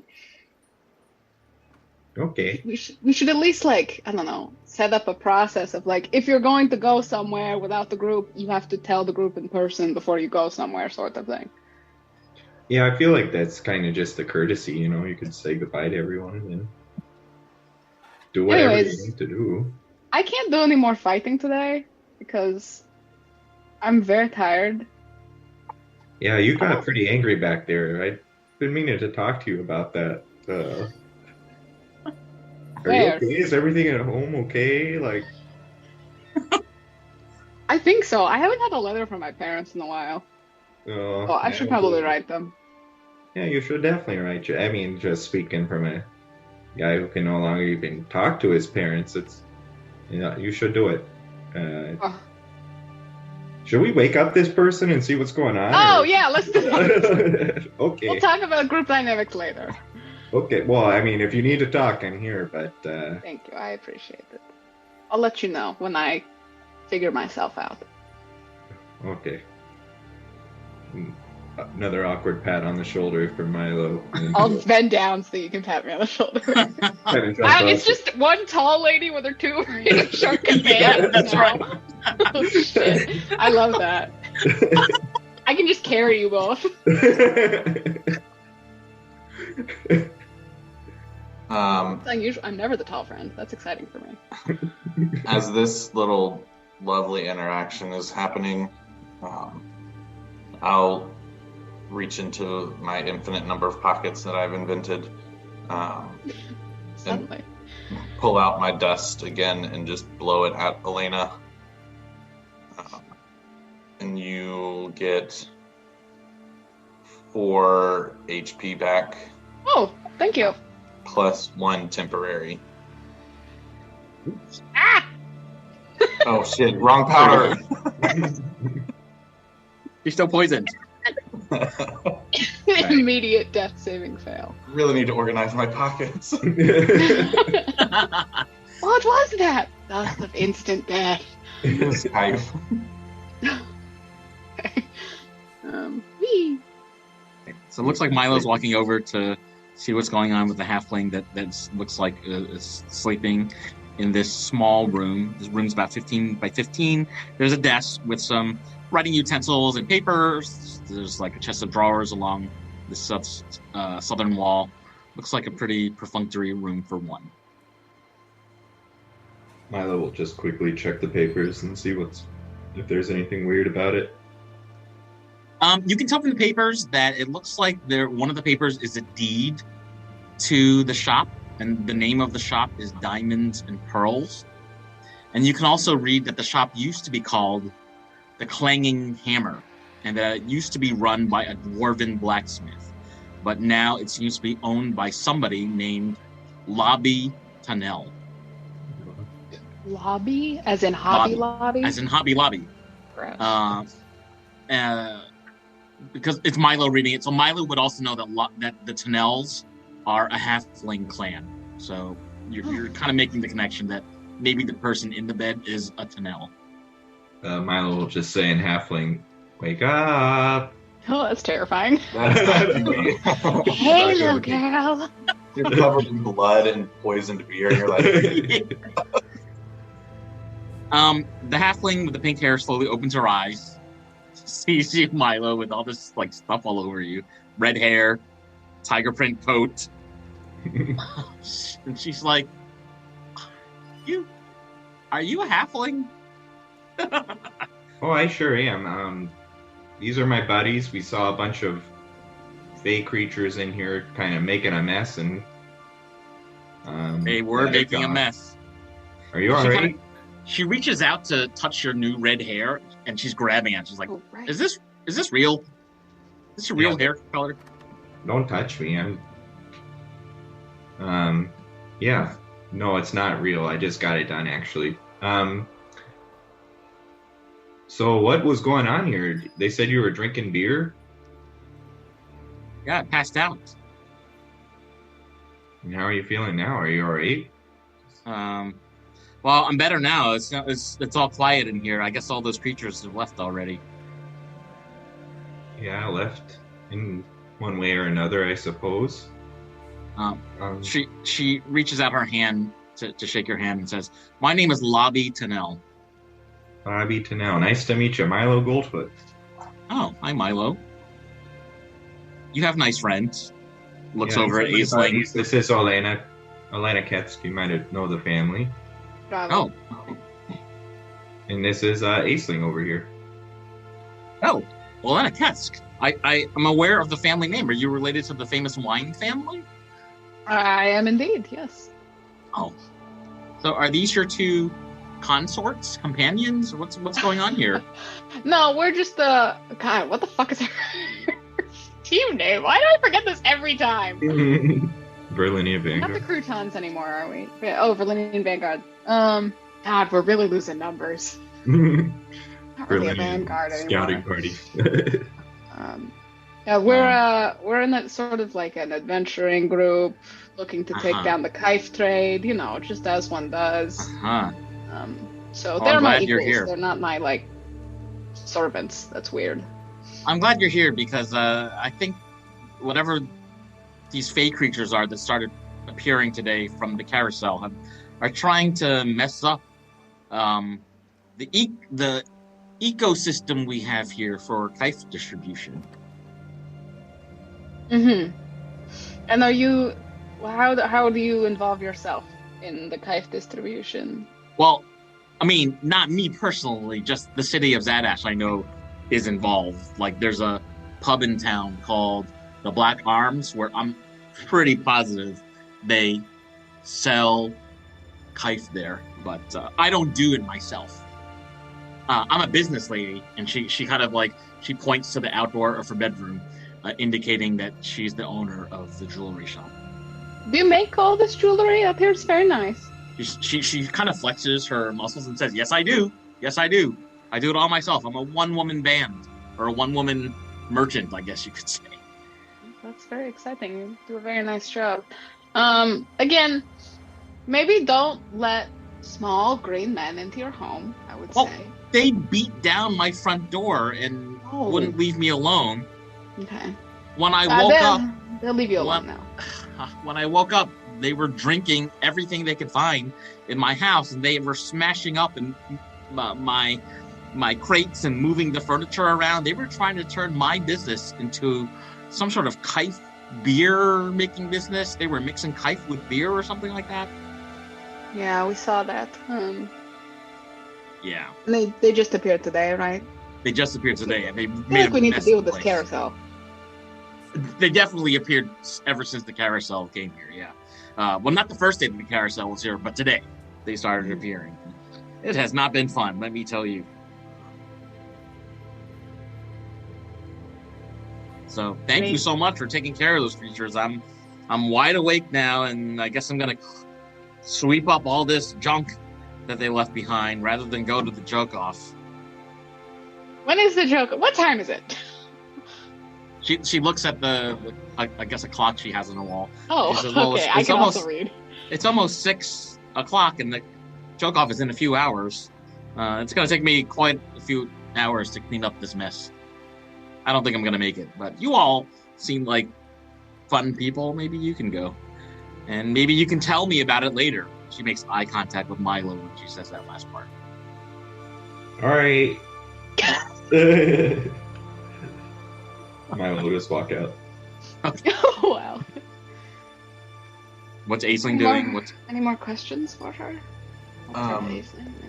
During this conversation, after I was introduced, I guess, I've left, and I just want to kind of flitter around the shop and just see, like, what kind of materials are out here. Are things for sale? Is there a cash register? There are things like that. Yeah, it definitely looks like it has been set up like a jewelry shop, but a lot of the display cases and crates and shelves holding things have been sort of moved around in order to make it more of a factory. So you see, instead, across the floor, there are lots of implements and tools, as well as equipment needed to build another one of those golems. Like behind where the counter would be, is there any sort of ledger of sales? There is, in fact. Can I read it? Yes, you can. Lobby's kind of following you. Actually, she's not following you out. She's still resting, actually. So Aisling's checking out the ledger. What are you looking for exactly? I think I'm looking for familiar names, like maybe like if there's names from anyone from like the council, like the people we're trying to convince to vote yes or no, that kind of stuff. See if I recognize any of those names and what they've purchased, if they've been here. Okay. Give me a moment. I do have that in hand.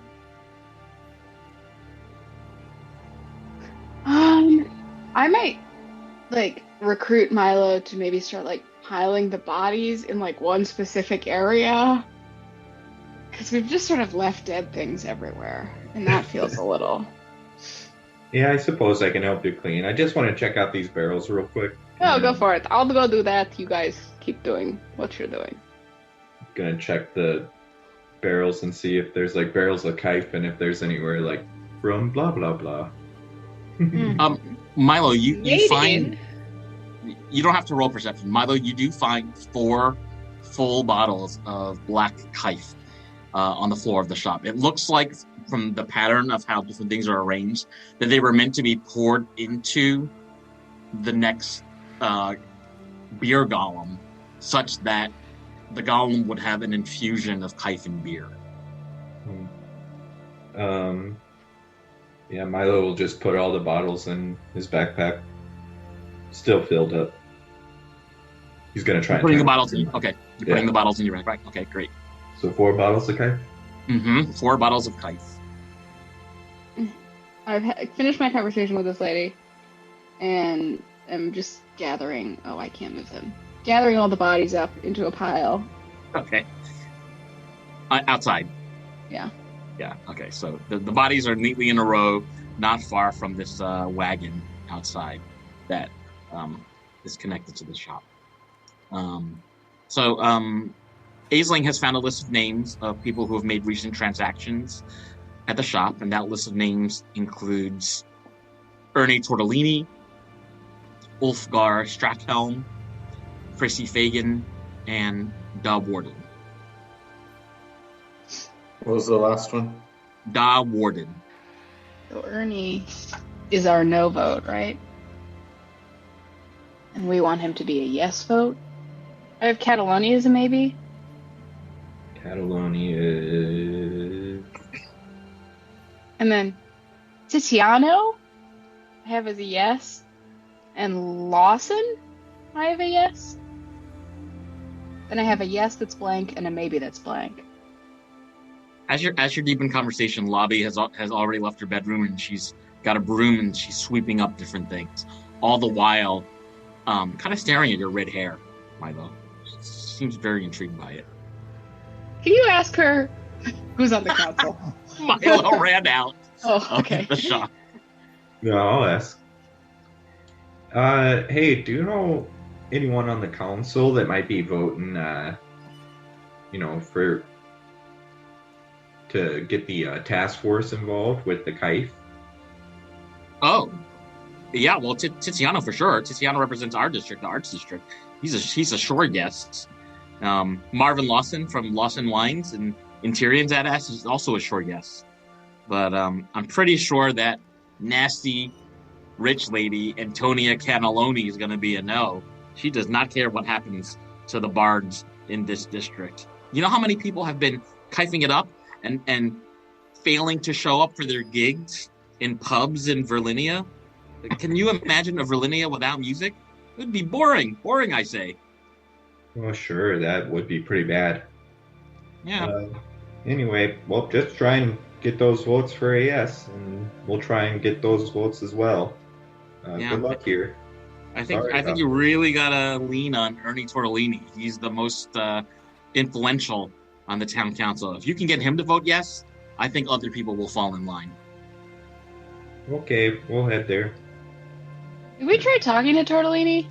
No, we just sat outside his house for a little bit and then never went in. We were going to one day, and then we didn't. But we'll go talk to him, I guess. Maybe tomorrow? Or I guess now until the joke off. It feels like the joke off has been oncoming for the past year. Just around the corner, I hear. So... Yeah. I'd like to get it over with. I'd like to rest. Does this ledger have what they purchased or how much they spent or anything? It has numbers indicating how much they spent.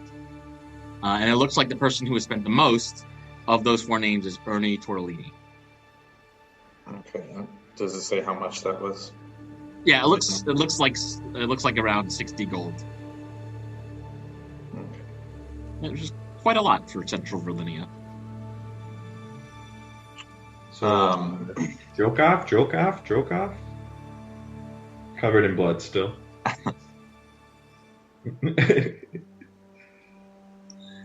It's at this point that Lobby is looking at you, Aisling, and says, "Well, I'll see you folks later. I hope you have a good time at the joke off tonight.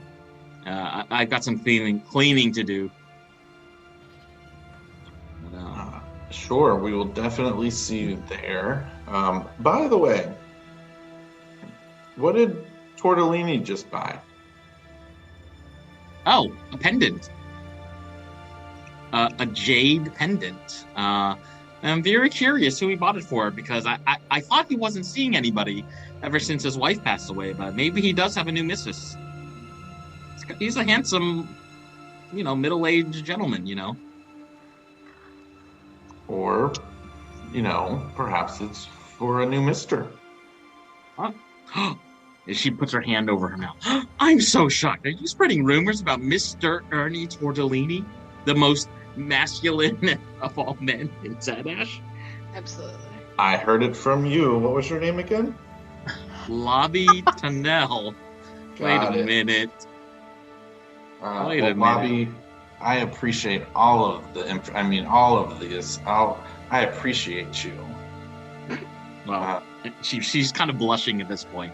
And don't she says, forget, if you ever want to come back here when my shop is properly open again, maybe I can give you a discount or something, because you really did help kicking those fey creatures out of here. Mm-hmm, just the three of us. The Virlinia Vanguard. I will write your name down in my ledger to make a note saying that I will remember to give you a discount. Oh, I already put that in there. Oh, you did? You're a clever one. For you. And also, don't forget, we are one of you. Oh, what? Yes, I see what you mean. I'm glad you are the same as all the rest of the people here. Oh, I get it now. Emily is slow today. See what you're doing, Cody.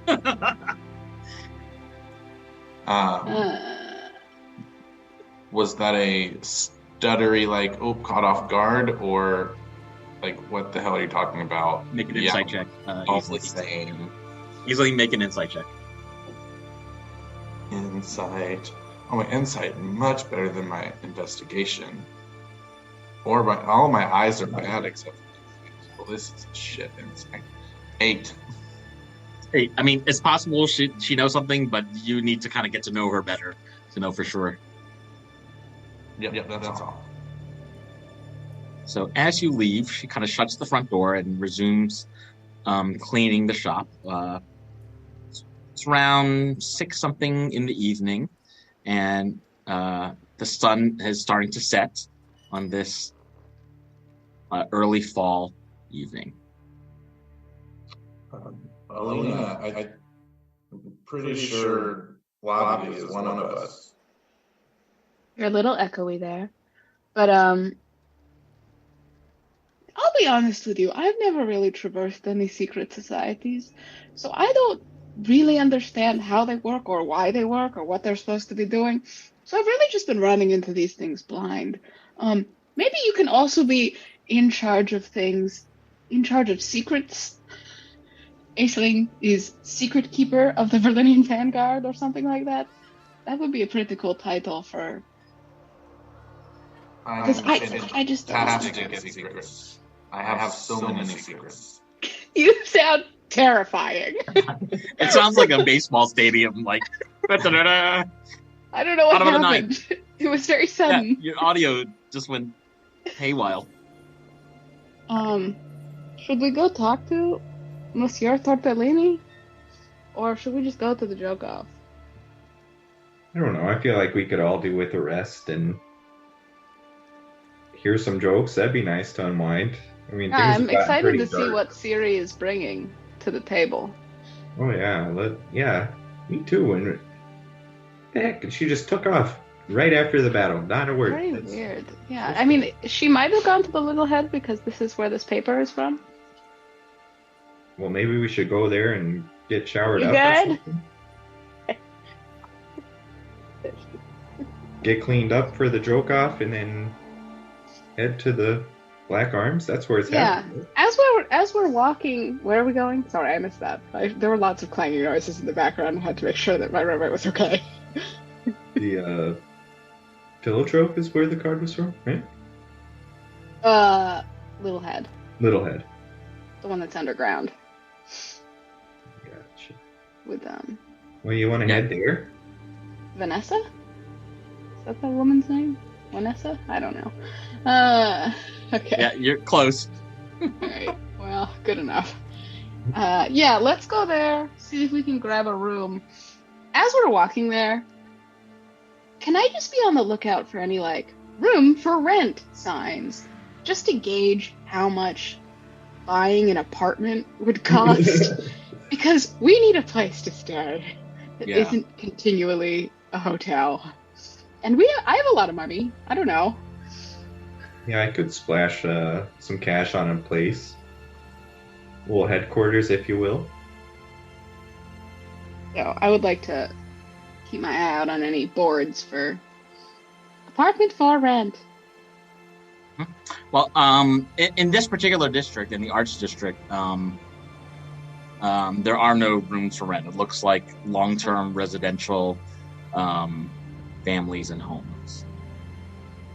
Or home for sale, but I probably can't afford a home. Yeah, Can do I we sound have some better? for sale signs with how much money it would cost to buy a house? You have not seen any signs like that yet, as of yet. Not at least not in this district. I want to check out some of the other districts. We'll keep our eyes peeled, I suppose, and meantime, let's just go wash up and get a room for the night. Yeah. So is the party is exiting to back towards the central square, I guess. Yes. Yeah, Do Milo's we need to gonna do try- anything about this carousel? Maybe put a note by it that says "Do not get on this thing." I don't know. It looks pretty ominous. I would hope that people realize not to get on it, but I don't know. It's up to you. We could try burning it, I guess. I don't think we should burn it. I'm not smart when it comes to magic. I just like to play in the dirt and get things from the world. But my thought is, if you burn down a train station, we have trains, right? Then What the fuck is a train? if you burn down a carriage station, the Oh, people that are there trying to you get go. out can't get out because there's no more carriages. So maybe if you burn down the portal creation, the people are stuck here. Oh yeah. I don't know if that's how that works. I don't know. Aislinn, could you make an insight check, actually, now that you said that? At advantage because we're discussing it. Yeah, I kind of agree with you. I wonder if. I'm sorry. No, Not I'm just insight, kidding. investigation. Investigation is putting the clues together. So I meant it should be investigation. Sorry. Oh, okay. So since you changed it midway through, do I get to roll this again to get a better Whatever roll? you want. It's always going to be bad. It's a -1, so it's a 6. Oh, it sounds like you might be onto something, but you definitely would need more clues.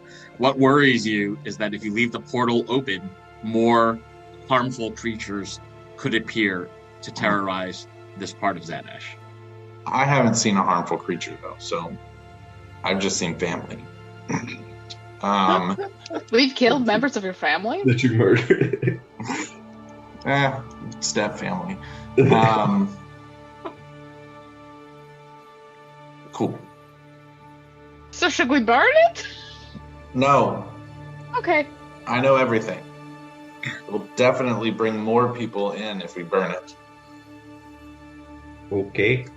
I'm just going to go take one more look at it, just to see. Okay. Go ahead. I've become fully just jester now. I don't know what my accent is. Give me a perception check, Elena. You're getting closer to the I guess the horses and the other animals in the carousel to get a closer look. 17. So it's interesting. You are noticing some streaks of black liquid that may or may not be kaif that are running along the wooden floorboards of the carousel. You can make an investigation check also to kind of figure out how these clues might go together. 7. Yeah, it sounds like you would need to, discover some more information, maybe connected to who or what conjured this carousel to understand the connection with the kaif. And did we get information that it was Gilmore? That Gilmore was involved in this somehow? Alright. Alright, let's leave it for now. Let's keep it in our back pocket and definitely not forget about it later. You know what? I'm gonna write it down. Carousel. I don't know how to spell that. Oh, no, I spelled it correctly. Okay, carousel. Have Go we back touched there. this thing yet, guys? Have we put a hand on it or anything yet? I don't think so. Milo's gonna touch it just to see what happens. It's like your body fills with this wave of magical electricity, like static electricity going through your body, and nothing else happens. Woo! Yeah. Yeehaw! Whoa, that feels crazy. You guys should touch this thing. Do you want me to turn it on? You can take a ride. Oh, sure. Yeah. No, Milo is gonna look for doors on the thing, though. If there's like a door in the middle. Okay, make a perception check, please. Aisling, are you doing anything different? I think the handle was over here. Mm-hmm. Or the switch. Can I don't know why I ask these questions because it never goes well. Can I look to see if there's a way to take the handle part of the handle off, like the lever part? Yeah, so also give me a perception check. Oh, perception. I can do those. 25. 25, okay. And then Milo, what did you get? I rolled a 3, so. Yeah, so Milo, you definitely get the sense that you would need to talk to maybe Monsieur Malridé or Gilmore to understand more of exactly how this carousel works. Aisling, you can tell that the handle and the mechanism connected to the carousel are definitely of Fey origin, but you are also concerned that if you break it, it could cause something terrible to happen to the citizens of Zadash or to the Fey creatures going in and out of whatever portal is connected to the carousel. Okay, so I can't take the doorknob off, as it were, and keep it in my pocket. And Yeah, you're worried it would trigger something that would be awful. Okay, I guess while I'm here, I'll just pull out a piece of paper and write out of order on it, and I'll write it in common, and then I'll put Goblin and Sylvan translations. Okay. And stick it, like pull a piece of gum out of my pocket and chew it a little bit, and then stick it on the thing. What does it say? Out of order. Okay. And then go join the group. I put a sign on it. I think no one will touch it now. Oh, Does great. that say out of order? Yes. Good enough. Also, do we need to fix these bodies also and put them in a pile like you did? Yeah, that's a little confusing. I guess so. Let's just put all the bodies next to the carousel. Oh, like as a warning? Like, this is why it's out of order, because there's a lot Exactly. of dead. All these people were killed brutally on this carousel. So as the party spends a few minutes dragging the dead bodies of the Fae you had murdered about an hour ago, you all do notice that Monsieur Malridé has exited the front door of his mansion, and Hello. he's kind of smoking from a long cigar and staring at all of them pensively. He's just kind of walking back and forth in between whatever it looks like a fancy building across the street from where he lives, and then back to the front door. He's just kind of pacing as he's watching all of you. Does his tobacco smell familiar? You might have to get a little bit closer because right now there's no breeze bringing the tobacco down in your direction. Oh, hey there. How's it going again? He lowers his cigar for a moment and says, "Oh, it is you." Yeah, it's just us. And I'm getting closer. I'm trying to smell if I can smell it yet. So, how are you? Have you found anything new? Just a bunch of fake creatures kind of causing a ruckus. Did you hear them all down there? Yes, I did, but I'm not sure if they're causing the ruckus or if you're causing the ruckus. How do you not know the Fae are not meant to make this part of Zadash even better? Yeah, so been meaning to ask you a couple questions about this part of Zadash actually. What do you No. know about the carousel over there? You set it up?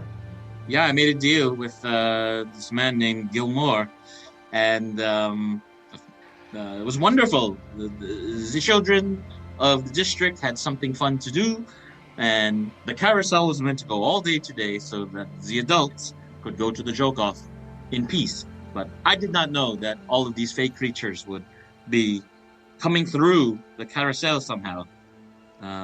It's a shame. Milo will just pull out one of the bottles of Kaif and be like, "What do you know about this, though?" He says, name your price. The price for selling this to you, or the price for looking the other way? Information. Well, I see it kind of one of two ways. You either tell me what I need to know, and I leave you alone, or I rough you up and get it out of you anyway. Can you make an intimidation check, Milo? Maybe. Let's see. I will stand behind him with my arms crossed, looking very buff. Are you trying to help Milo? I am.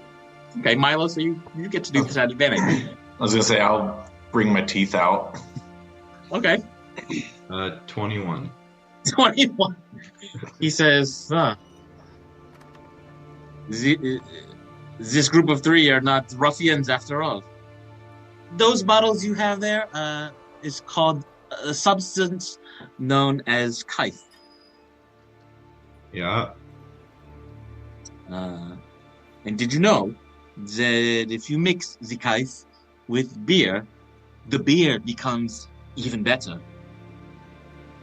That's what they were saying, and I point to the dead people behind me. Well, you might be surprised to find out that there are people in Zadash who have made deals with those who can mix the beer very well, if you know what I mean. And he's kind of, he takes a puff from his cigar and uses his other hand with his thumb to point at himself as he's making this explanation. Oh, nice. So you can mix it with the beer really well? Nods his head and says, just, you know, with the help of these creatures with the barrels and the kegs and such. Oh yeah, that's great. Yeah, they seem like real with it and that they understand what they're getting into. Yeah. Well, do you know what you're getting into? Yeah, we've been dealing with it for a bit. We've seen some stuff. I don't think you know what power lies behind these walls. And at this point, he points at his mansion and says, "Do you know what a gesh is?" I'd love for you to show us. Oh, madame, that I can do. I'm out of rages, guys. I don't know what I'm gonna do. Guards! And clanging from behind the building across from you, all of a sudden you see a very tall golem, very much similar to the one that you had just murdered earlier. But what's different about this golem is that the liquid inside of it it's not quite as black as Kaif, and it's not quite as amber as an ale. It's something in between, and it looks dangerous. I'd like you all to please roll for initiative. Cool. This is it. Great. Ooh, Great. I can Evan, re-roll once, but I'll keep it. for flavor. 3. 3. Has it been Okay. 10 minutes 3 since our last for Aisling. Okay. Milo, what'd you get? combat? 1. 1. Okay. Lena? Evan. 7. That means the golem goes first. Monsieur Malridé actually got a 20. So, as soon as Monsieur Malridé calls for the golem, he runs into his house and shuts the front door. And as he does so, he shouts. Just walk away. As he does so, he shouts at you. Putain! Did you call me a whore? No, I think it's a potato dish. Ah, like poutine. Yeah. Okay, so in the turn order, the golem actually goes next. The golem is going to go diagonal, southeast, a little bit towards the carousel, actually. And it's going to shoot from the center of its chest a jet of this sort of black and tan liquid substance that can only reach as far as Elena. Elena, I need you to make a Constitution save.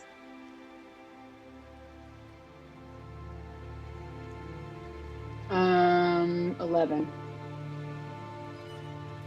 Elena, you have become like besotted with all this liquid, and some of the Kaif's beer has landed in your mouth.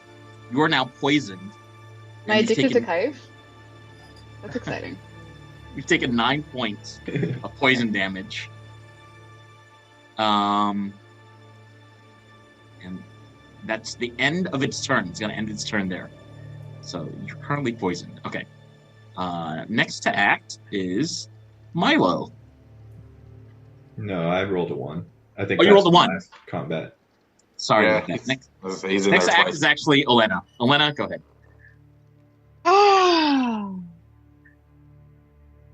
Is pop and impulsion of healing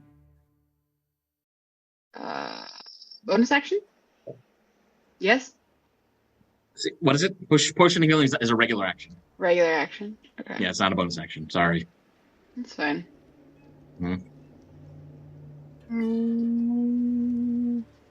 Sure. Why the fuck not? I'm going to attack it. Okay, you're gonna run up and attack it. Go for it. 18 to hit. And you slam your axe right into its chest. That hits. Go ahead and roll for damage.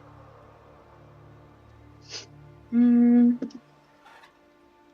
points of damage. 14 points of damage. Okay. Oh my goodness. And 17 to hit. That hits again. 11 points of damage. This second attack with your axe, you manage to slam it down onto its right foot, and a loud clanging noise reverberates as you've struck a large piece of metal that's creating its lower extremity. Okay, that's it. That's my turn. Okay, we're going to go to Aisling next.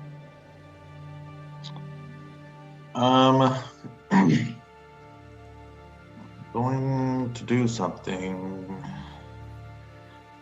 but I've forgotten how Roll20 works. And you might have to do it. What is it? I need a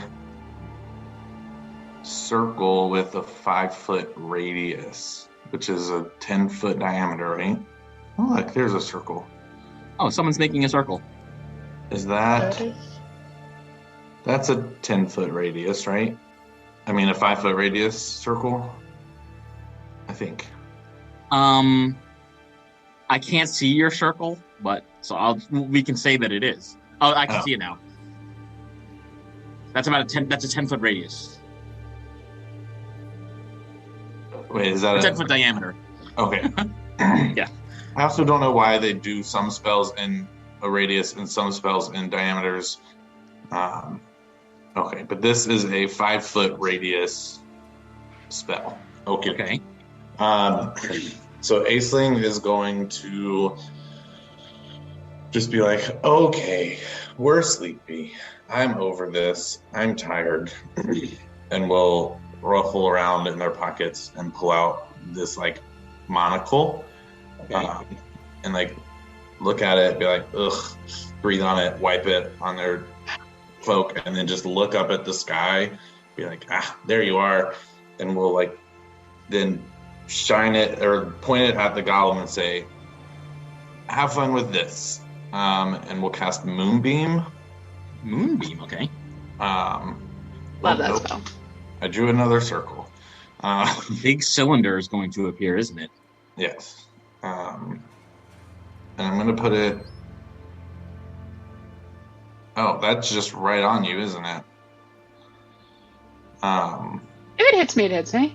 No, it's not. It's just around that person, so... Yeah, you can do that. You chunky. And so the golem is now engulfed in this pretty moonlight. Yay. Does it hurt? Does it hurt? Not yet. Okay. It is...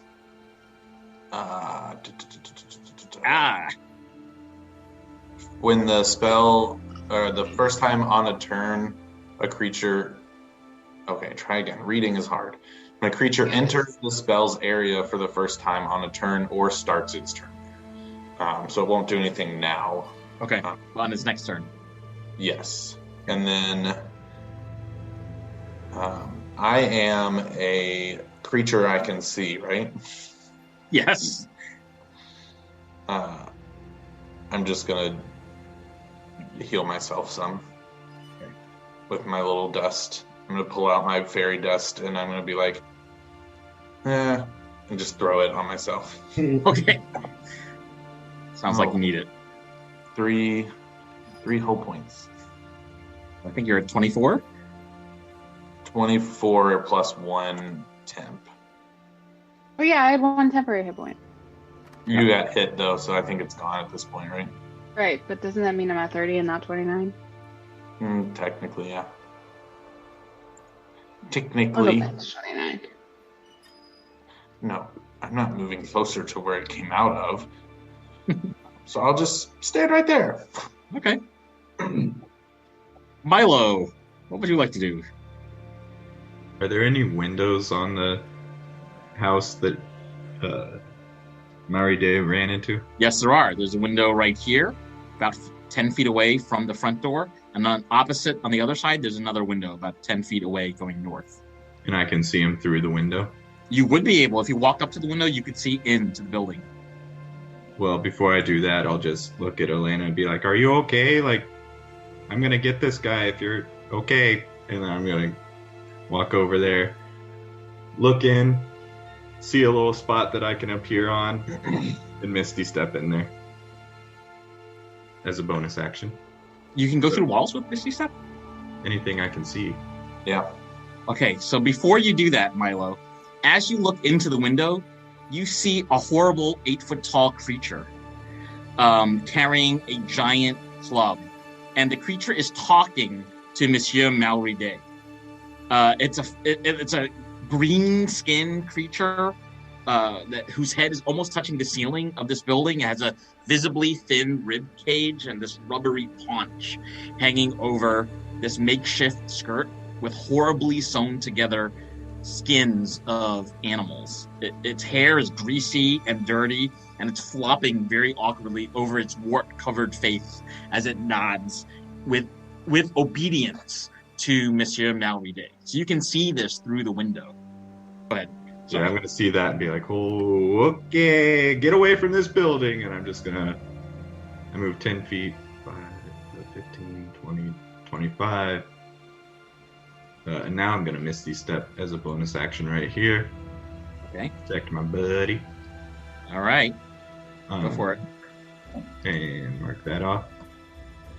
And then I'm going to just attack twice. Okay. 16. First attack hits. Okay. 7 points of damage. Whoa, okay. 1, but I get to roll it. 1 again, so I miss. Okay. I don't know how I rolled back-to-back points. Is that the end of your turn? Oh yeah, that's all I can do. I'll be like, hey, Elena. Pretty scared because I just saw some nasty thing in there. Yeah, at the top of the next round, the front door opens and Monsieur Malridé steps outside and says, Monsieur, I have a friend that I would like you all to meet. Very much. Don't say I didn't warn you. And he runs back inside. And it's at this moment that this putrid creature with a foul odor steps outside. Aisling, it's more than double your height. And all of you are sort of caught off guard by its horrible smell. It is drinking, and it's holding in one hand this huge spiked club that is also about double your height, Aisling. It's about a 7 foot long club. Okay. I'm also only 2 feet tall. So 2 feet tall. I might not be Triple the your best person to compare this to. Triple your height. And in its other hand, it is consuming the last bit of liquid from another bottle of Ketsk wine. It rolls the bottle on the ground towards you, Aisling, and moans. Woof. Woof. Meow. Meow. This wine tastes foul. And rolls the bottle on the ground towards you and starts to charge you, Aisling. It will be able to reach you. Actually, it's now going to swing at you with its club. Oh, that is a 21 to hit. That misses. My AC is 104.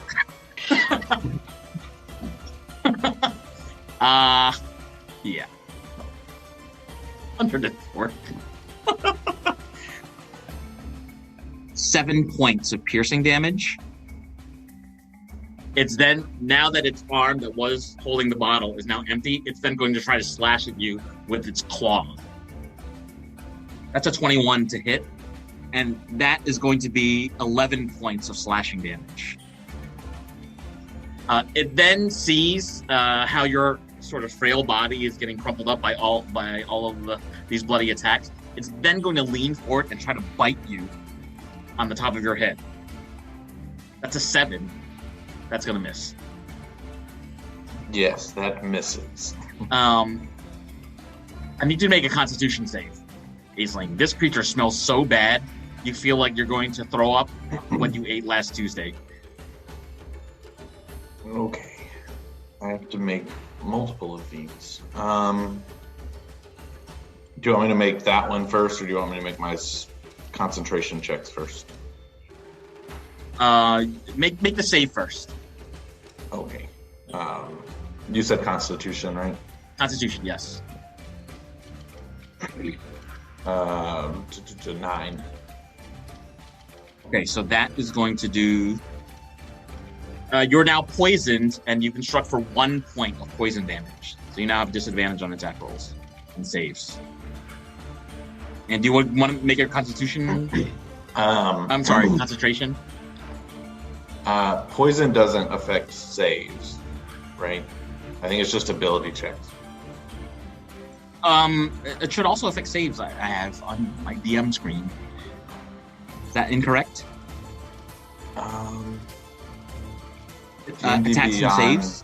Yeah, D&D Beyond says attack rolls and ability checks. Oh, your attacks and checks. Yes. Not attacks and saves. Okay, you're right.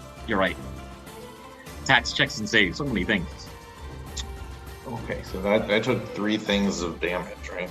Yeah. That's a natural 20 for the first one. And what is the concentration is 10 or higher? half of what you did unless it's below a 10, and then it has to be a 10, right? Something like that. Something like that, yeah. 10 or half the damage, yeah. Half the damage you take, or whichever is higher. Okay. All of those were saves. Okay. Yeah, you're looking kind of bloody at this moment. Yes, but still fabulous. Yes, of course. Obviously. Glittery blood, but The wings are flapping and the blood is flying off, and you can see Aisling in all in the glory. All right. It's now this kite golem's turn, and it's going to shoot out kite. it has to do a thing first. Oh, it has to do a thing first. What is it? Is it a shapeshifter? No. Good question. It's probably going to pass, but it needs to make a Constitution save. And is this a magic? This is a magical effect, so it actually has advantage against that. Oh boy, Constitution, you said? Yeah. 11. Oh, that fails. I love Moonbeam. Uh-oh. How much damage is it going to take? Oh shit. 15 15. radiant. The creature kind of motions forward, as it motions forward, the moonbeam crashes right down on its head and chest, kind of searing all this radiant damage directly into its wooden and metal shell. Really looks hurt from here, Aisling. Oh, I hate that. So now it can attack. Is it looking bloodied? Yep. It's looking very healthy, but definitely damaged. Okay. It's going to now shoot a stream of Tithe Spear at both Olenna and Mila. I need both of you to make a Constitution save. 14. 14, okay. 15 for me. 15. Okay, you both make it successfully. So it's not going to move because it will trigger an attack. So that's going to be the end of its turn. We're going to go to Olenna next. I'll look back at Aisling. Oh, don't worry. Are we about me. running? I'm Alright. in the Okay. For what is this? An action? Or as an action, yeah. All right. I'm going to throw a handful of seeds on the ground, right here, over Milo's head. Okay. While I do so, I will take. Oh shit! I'll take 5 points of damage. Okay. Yep. And what's happening with those seeds? It's Kasim's packet of pricks. Okay. So 3 twig blights appear. I can roll them initiative if you'd like and have them all act on the same turn. Okay, we're going to call these your twig blights. I don't have a twig blight icon. Perfectly fine. And you get to control them, is that right? I do. Oh, okay. I get what's theirs? I rolled a 4 initiative, so not great. And so each plant is under verbal command of the bearer, me. And so I will point at Big Man and say, "Kill." Okay. And do they do that immediately or when their initiative hits? It does not really say. I think this guy sees the bear's blood. Yeah, it doesn't say. Doesn't So, say? I'll just have them go on their turn, which is coming up anyway. Okay. And is this a bonus action or a main action? That was an action. Okay. Bonus action. I'll stand there. Okay. Next to act is Milo? No, it's actually your twin blights go next. Oh! Hey guys! Yeah. Okay. They will. While the blight remains motionless, it is indistinguishable from a dead shrub. That's fun. Okay, they'll attack. Okay. They'll surround it and attack because their reach is 5 feet. So 1, 2, 3. I will roll 3 attacks. Okay. With every attack, you can add a +3 to their attack roll. Yes. 16 plus 3 to hit. 17 and a 7. The first two hit, the 16 and the 17 hit. And they both do 1d4 plus 1 piercing. Mm-hmm. I have the character sheet up as well. Oh, you have it. Okay. Or 6 total. All right. So they definitely are making, causing an effect, because you can see the indentations of their sort of piercing twigs into some of the lower wooden extremities of the golem. Its face starts to turn a little more sour with the wooden slats in its mouth. All right, Aisling, you're up next. Aisling, you've just been I have pummeled to by sneeze this. again, so I keep muting myself when I have to sneeze. Aisling, you've just been pummeled by this troll. What will you do? I will leave the moonbeam where it is. If I were to get poisoned as a wild-shaped character, I don't think my character has it when that dies, but I don't know. But that's fine. I'm going to look at this thing and just be like, uh-oh. And I'm going to wild shape into a black bear. But it's not really black. It's like black glitter. Ooh, So, I'm still shiny. And I see my friends having fun, and I'm just gonna move around to the other side of the Okay. golem. I'll put myself in the lake over here. Yeah, we got you. So you've wild shaped into a bear. You're kind of moving around to the other side of it to prevent it from getting an opportunity attack. Mm-hmm. Anything else? No, I can't do anything else right now. The spell does stay up, so I'm still concentrating on that. How many hit points do you have when you wild shape into a bear? I think you might get a Constitution bonus, or I'm not sure. My Constitution save goes down because Why do I have a +1 to Constitution? It's an item, right? That I think Might you be. gave me. Might be, yeah. I have 19 hit points though. Okay, so... Okay, then I have it correct. Milo, as you look over your shoulder, you notice your colleague has transformed into the shape of a glittery black bear as you stand in between a series of twig creatures and your friend Elena in front of this Kaif golem. What would you like to do? If I move over here, would I get flanking from these creatures? No. But you also don't trigger an opportunity. You can do that without penalty. Oh wait, flanking. Let me look this up, because some special abilities. You have a special ability? I think it's just like a combat action. If you're surrounding a person, you get advantage on attacks. It's I see that it's like a variant rule that I don't remember If you don't if we enforce ever... it, then Yeah, because we haven't been enforcing it since the beginning, so... all right. Yeah, I think that's something we talked about in our session 0, is that you all don't do that. Yeah, we don't do the flanking. Yeah.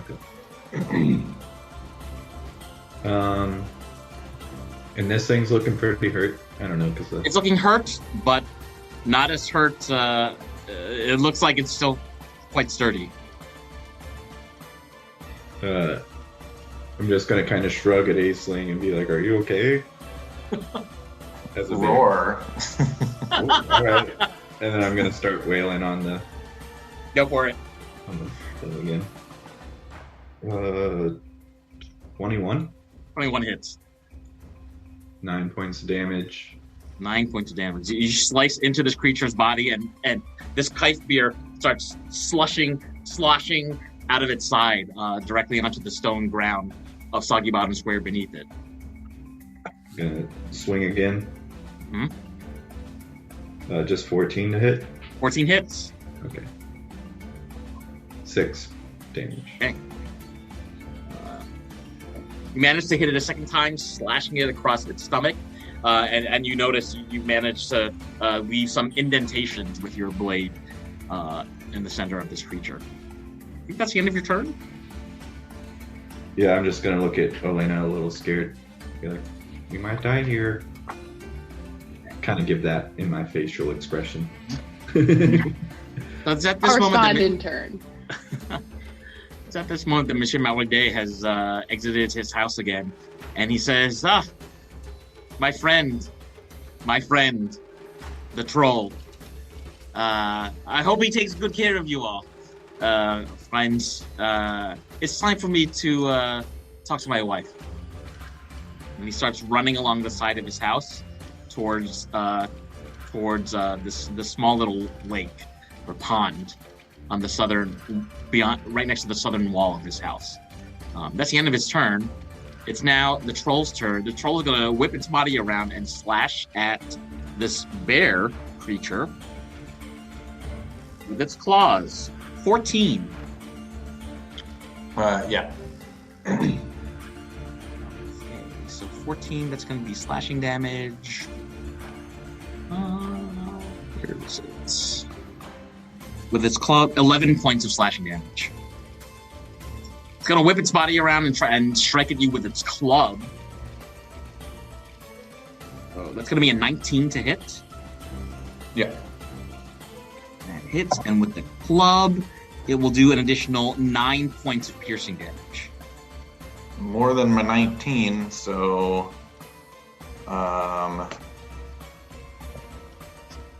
Black glitter bear is down and unconscious, right? no, I just revert. You'd revert. Okay. So Okay. I'm going to remove it from the board and put Easling back in its place. But that was 11 and 9 is 20. 20. Mm-hmm. So that was one additional, so I am at 5. It has a third attack where it's now going to try to bite down on your head, Aisling. That's a 22 to hit. Yes.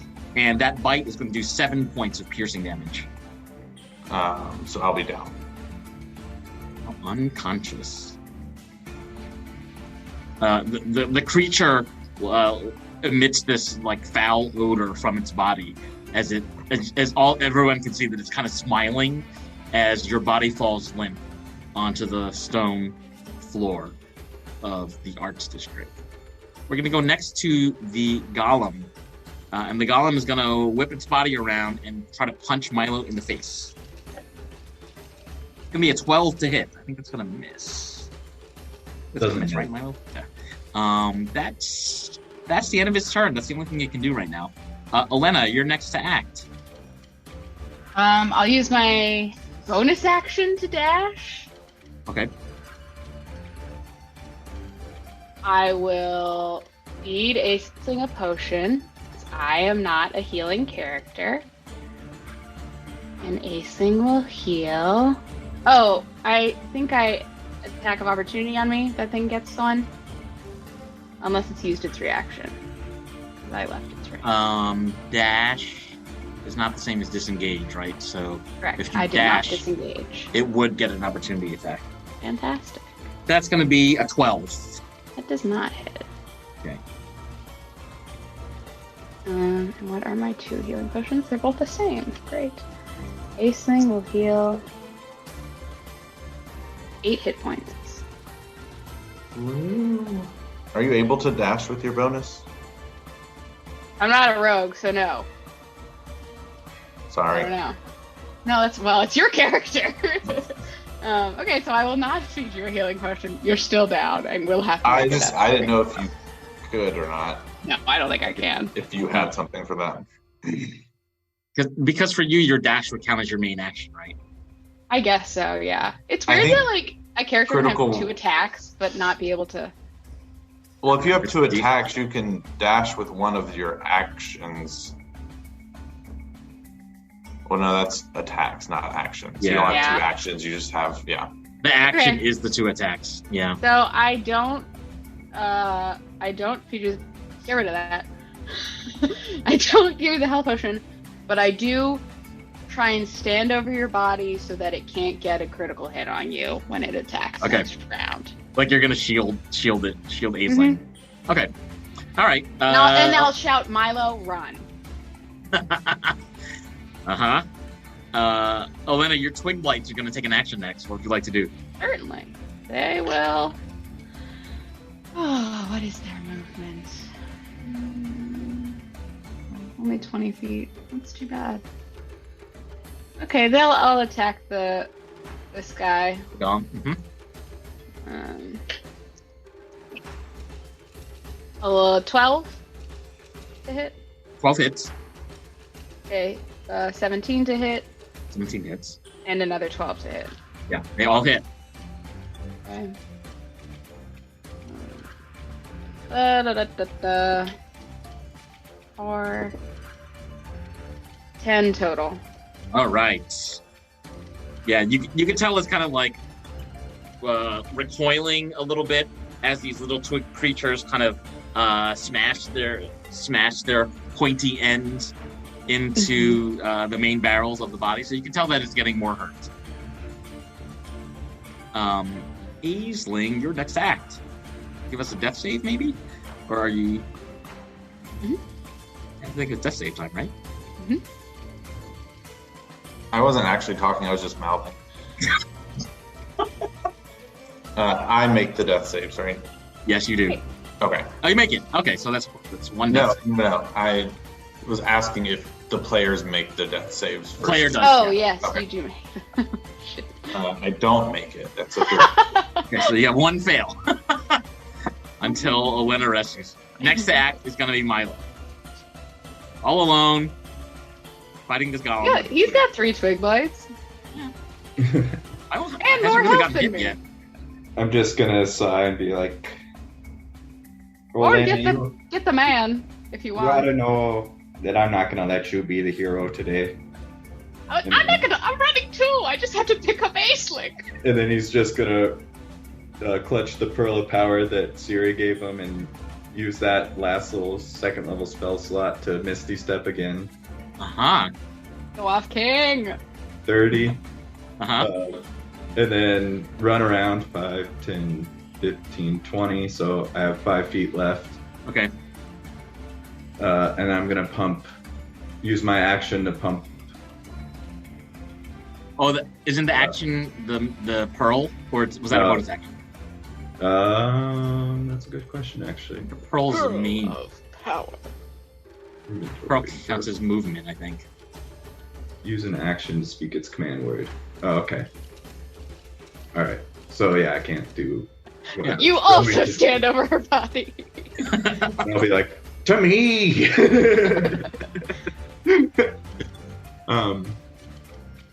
Look towards the exit behind us Okay. and be like, that's the move, everyone! And then Mm-hmm. just get everyone geared up to run away from this thing that's wailing on us.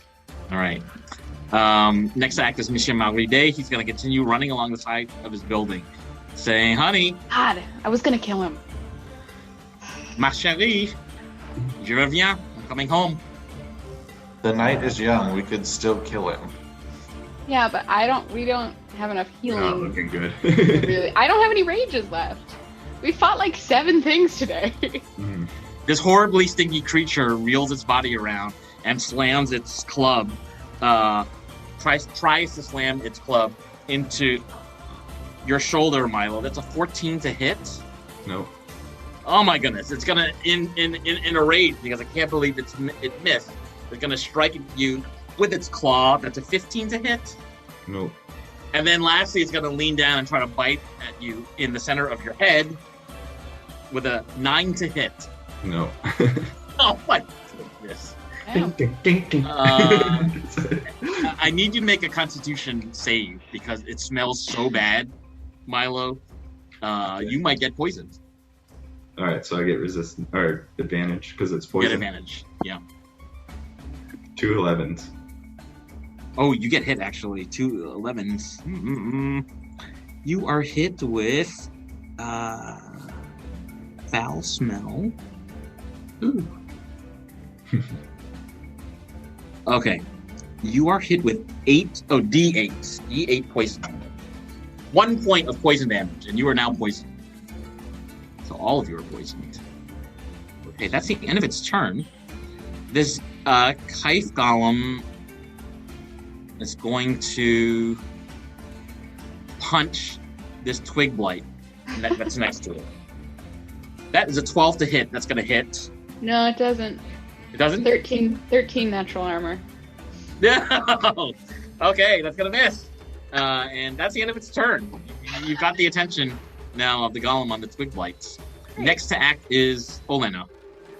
Okay, I'm gonna feed Aisling a healing potion. I guess I'll roll again for the healing potion.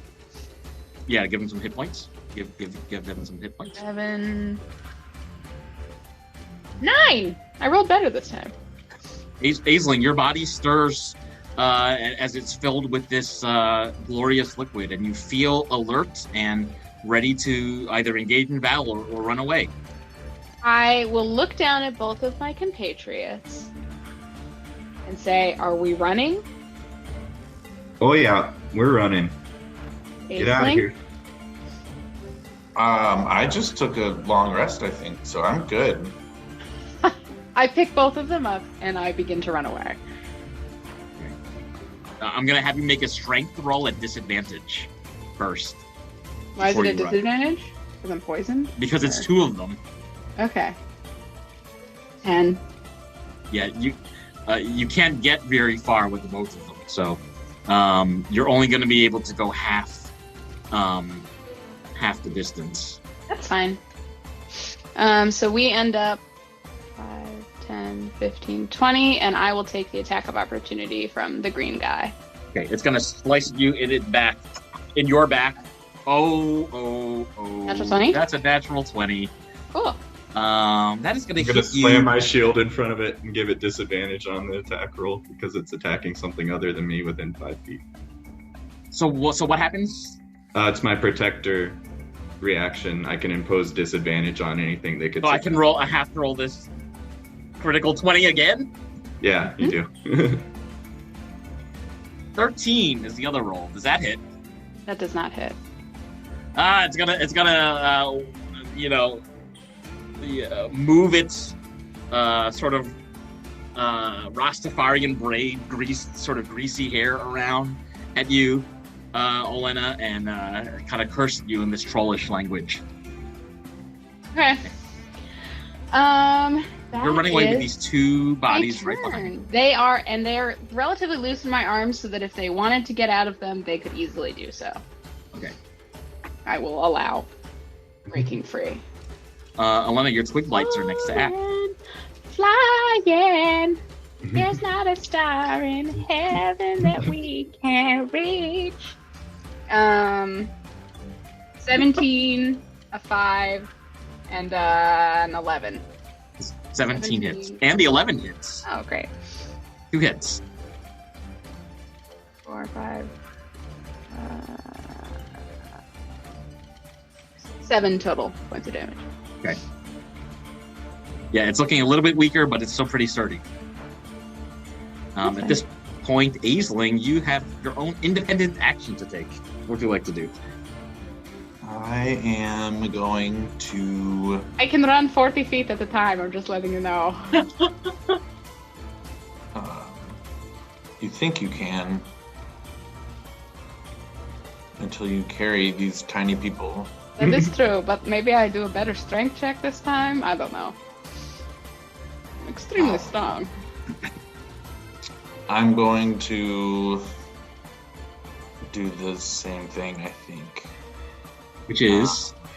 I'm gonna lightly roll out of Elena's arms, Dropped. and just I'll shape into a black bear again. Okay. Um, We're back on the screen there. Can I try? No, that won't work. Oh, I think I just put myself in a dark corner. Sorry, we got you. I'll just. Elena's big, but I'm also now big. Can I grab Elena and run? Is that what you're gonna do? Yes. I need you to make a strength check, please.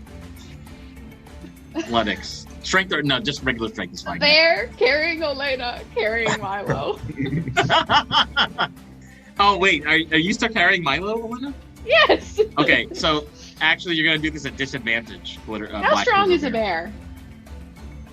Like a 15. real life bear? No, like D&D bear, it says it's 15. Yeah. Okay. I'm stronger than a bear. Just want to say. Yeah, you are. Wow. That is still an 18. Nice. Yeah, so it's not enough. You're gonna be able to only take half movement. That's fine. It's still movement. I have 40 feet. Jesus, as a bear. Yeah. I'm as fast as a bear and stronger than a bear? It's A D&D, black bear. What a life. A black bear. You just wait until the brown bear comes out. That's true. That is true. So that would be like. Your Aisling is talking to me while this is happening, and it's just like. Yeah. Oh yeah. You can't because they're speaking as a bear. They're speaking as a bear. And it looks like you left poor Aisling there to fend. Good luck, Aisling. You've done it before. But I had an application. Milo, would you like to take an independent action? Yeah, I'm gonna Carry the bear. carry both of them out of the map. Are you really? Yeah. Make a strength roll, please, at disadvantage. I wish. Save. Please roll a natural 20. Just a check. Strength check, yeah. Just to check. And The disadvantage. first one. 15 strength. Yeah, so you're not going to be able to do it. Love the can't move them at all. confidence. I can't move them out of the map at all or anywhere. Like 5 Not feet? if you're carrying both of them. So because that was your stated action, I can't let you do it. Oh, well, I'll try, and I'll be like, see ya, and then just sprint off on my own. So Milo is gone.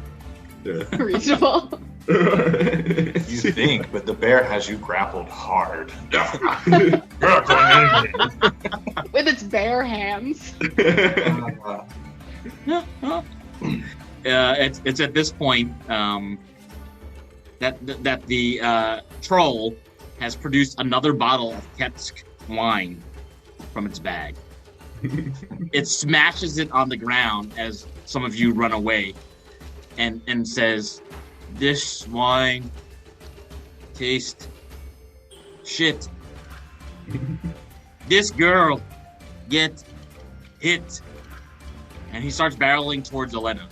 I'm grasping very hard onto this bear, trying my hardest not to jump off and fucking murder this troll. It's closing the gap, but it actually, because of its speed, it can't quite reach you. But it smells horrible. I need you to make a Constitution save, Elena. With love. And you're already poisoned, so Oh look, it's a natural 1. it's a natural 1. Okay, Yeah, so this actually has a different effect because you were prior poisoned. that's exciting. So the creature breathes this like hot, foul breath that envelops you, and you're still holding on to your companions. So your companions will have Aisling. You'll also have to make a Constitution save. Elena,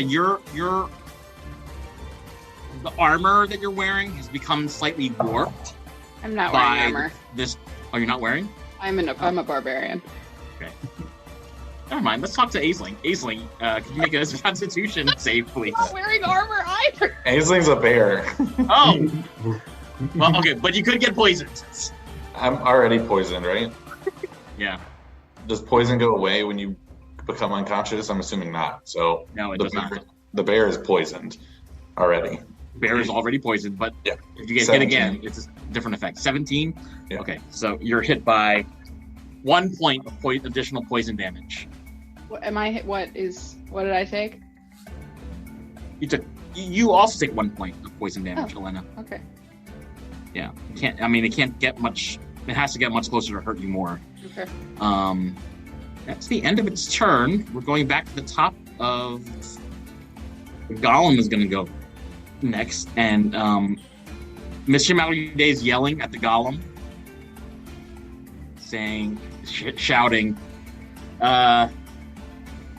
Zifei will heal and protect you. Go back home, golem. And the golem starting to move. The golem's not going to totally move yet because the twig blights are all around it. But you can see. Well, they last an hour. Just as an FYI. You can see its intention. Oh, they last an hour. In that case, he is going to move. Okay. Maybe he'll get hit. No, actually, I think they miss on all of them. 7 is the highest roll. Okay, yeah, so they're all going to miss. But their order was to kill, so they will chase him for the next hour. Elena, it's your turn to act now. I'll hop off the bear. Okay. Give a wink to the bear. And just run super poisoned to away. Oh. Elena is out of here. Milo is safely outside of the Arts District, kind of on the outskirts of Zadaxi now. Aisling, you're the only one left on the board. What would you like to do? Kaif. No. I guess I'll follow my friends. 4 points of damage on the golem. Oh, from the twig blights? Another 4. Yeah, I'm just going down the line here. How many turns are in 1 hour? A lot. So Aisling in bear form, you're running away. Yeah. All of you have kind of escaped the Arts District to the outskirts of Zadaxi. You're kind of catching your breath and inspecting your wounds as you have encountered a pair of horrible beasts that you think are going to be very, very difficult to fight if it's only the 3 of you. We could come back tomorrow and I'd probably be okay, but not right now. Yeah, I'm pretty tired. This has been a long day of killing a bunch of random things, and I could use a nap. Roar, roar, roar. You look great though as a bear. This is a great form for you. Okay, who do we know? Okay, so Lawson is anti-Kaif and Tiziano is anti-Kaif. Yeah? So we have evidence that this person has been dealing in the Kaif trade. We have 3 bottles of Kaif from this area. I think we should go to them and tell them that this happened. Oh yeah, get some help. Maybe they can give us something to help with this troll. Yeah. When I was in my echo chamber and decided to close Zoom, I saw that there was a chat put in there about names, but it's gone now because I had to restart. Can you put that back in there? Or someone holler it out loud. Wolfgar. Struggle. Here, I'll just copy and paste it. Too late! Ah!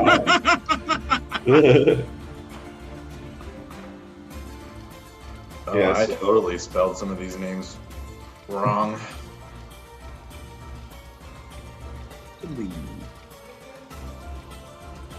Milo's just looking around like, hotel? Hotel? I'm assuming you've turned back into out of a bear because a bear, I'm not sure, could read this. Well, this was all what I read in the ledger. Yeah, that was just earlier. Oh, To from copy earlier. it down. No, I like having a bear by my side. Yeah, I'm not turning back until I can't get through a door. Okay. / 2 hours. Yeah. Well, in 2 hours, it'll be time for the joke off if you're going there, so. Oh, as a bear, that is a joke. Rawr, rawr, rawr, rawr. Ah, the right to bear arms. I get it. That was a good one. So, short Yeah, let's rest? find a I don't place to know. sit for an hour. Does that give you your ability to get really mad again, or? No, it doesn't. I don't think I'll ever get really mad again. I'll be honest with you. I'm tired. Oh, well, there you go. I guess we solved your anger management issues in one day. That's pretty nice. I'm just kidding. I will get angry again. Just give me like 8 hours. Okay, all right. Well, we can skip the joke off. I mean, we had a long day. This is a rough one. Yeah, maybe we should go to the Little Head and see if Siri is there. Since I sent her off prematurely and probably shouldn't have because she may have helped us in that fight, but I had no idea it was coming. Sometimes you play two characters and you don't want to play two characters. Fair. Sure thing. Let's go check in. And that's where we head. Yes, we will head to the Little Head. We'll show Aisling where the Little Head is.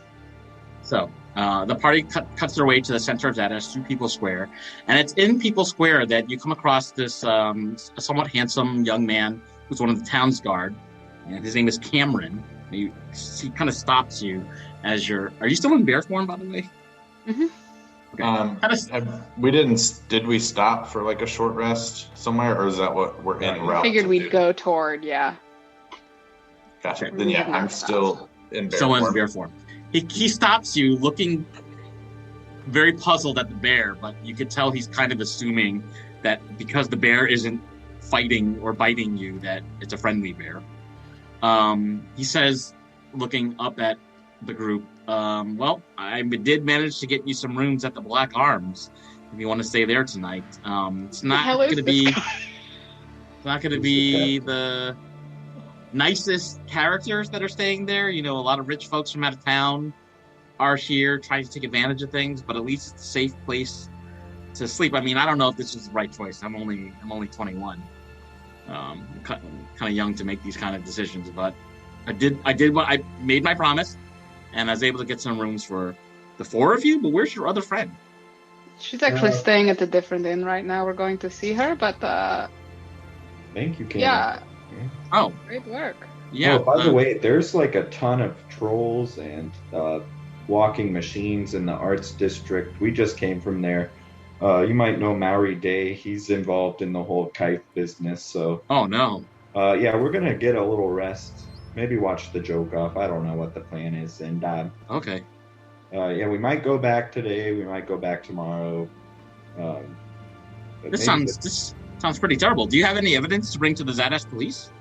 We got a couple bottles of kite from him. Can I take these from you? Of course, yeah. Here. Not all of them. We'll keep one. Hand him 3 of the 4. Yeah. Okay. And just be like, we need this one. It's been pretty handy if you whip this thing out in front of someone that does kite. Like they just kind of open up to you. If that's all right with you, of course, Cameron. He looks down at Elena's belt and the like floppy weenie baby pelican that's around Elena's belt and says, "Do you have another bottle of kite on you?" Yes, but this one is from a different town, so it really wouldn't help you in your case. It would help quite a lot, actually. We're trying to build a case to the whole town council that we need more money to investigate kite. And if you've been able to find kite from more than one distribution center, so Zadash and wherever you got your one, that would actually really help us. We could investigate if the bottles are any different than the ones coming out of here. I'd like to make an insight check. Yes, you can. I simply don't trust anybody. I mean, what do I know? I'm only 20 years old. I'm a cadet in the police force. The fact basically. that you're saying that makes me suspicious of you. That's an 18. Elena, you get the sense that this person is being very truthful, but is not the most intelligent of all the town's guard. Okay. Sure. You can take this. Take the weenie baby with it. Bring it directly to your captain. And don't yes, stray, of course. The sheriff? because you can't just be carrying all of these around with you. The sheriff is anti-Kaif, I assume. Yes, she is. And we Do you know already the sheriff's name? told you about- I'm not sure we've ever interacted Ankita. with. The sheriff is Ankita Ankita? Goldpetal, but I don't think the party has met her yet. Yeah, we No, I haven't. think so. We Yeah. just met Cameron. Yeah, you've only met Cameron. We told you about Hazelwood, right? In the church there being an okay. Yeah, I'm assuming that's where you got that donkey from. The donkey that's been just like sleeping in the middle of the square in front of Malunisto. Someone's gonna need to take care of that. I don't want to have to find you all. Yeah. All right. We'll take care We'll of that. donate that donkey to the city. Oh, okay. In that case, we'll dispatch some guards to maybe give it to the orphanage or something like that. Yeah, they could use Yeah. that. You're right. They could use another donkey. Oh, there you go. Problem solved. Okay. Well, it's good to run into you, Virlinian Vanguard. Hope Oh you yeah. have a good. Thanks for the rooms. Yeah. Of course. Tell them Cameron sent you. All right. Okay. And with that, he takes all the bottles of Kite and the little weenie baby and disappears. Goes back to the Duke's palace. But we still have one bottle of Kai from the Arts District. Mhm. I can make that. You at this point, from the distance, you can hear the bells ringing from 5 Wells Square, and they're ringing 7:00 p.m., which means there's a few hours left for the joke-off. This could be a good time to duck into a bar and settle up in your rooms. Could be a good time to take a short rest, or it could be an opportunity to start figuring out what you'd like to strategize around next. I'd like to take a short rest. We can do that in the bar if you want to discuss our plans while we do so. Seeing that this is going nowhere and no one is listening to Aisling, Correct. I will turn back into regular Aisling. Oh, hi. Huh?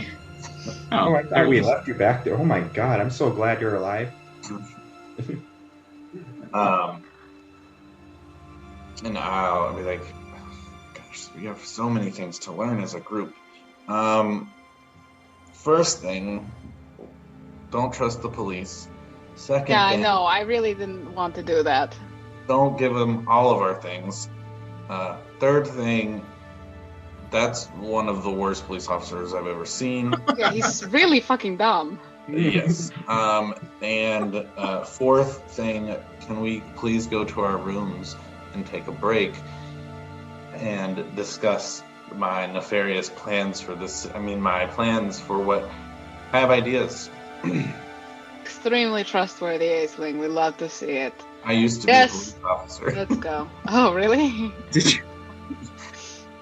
All right. Yeah, we go, I guess, to the Black Arms. All right. So the party will go to the Black Arms. Elena will make introductions to the guards, who Elena knows. I think this is Aisling's first time to the Black Arms. So where we will pick up next time is let's say that you've already done your short rests, and we'll put you on the map in one of the rooms in the Black Arms, and pick up next year.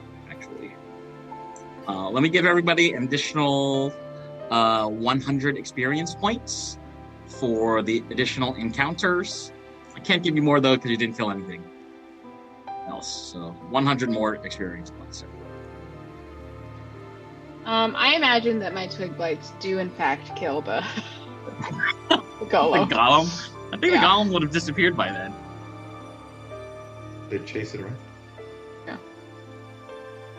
Well, we'll have to find out if you go back to the Arts District. We're gonna Also, use it. we did kill some twig blights. It's true, technically. So, the plot thickens. It sounds like what we want to do next is influence the town council. That's gonna go well. And where do you think members of the town council will be on a night like this? Gosh, Not I at their wonder if houses. So we're going to their houses. Gosh, I wonder what it would be like to live inside a councilman's house. Did you say not at their houses? So you're Yeah. gonna go there? Absolutely. They didn't take all their secrets with them. With the party. And these secrets. Jesus Christ, thank you. Sorry. I think I'm allergic to something. in my home. Are you still wearing that hat? Am I wearing a hat?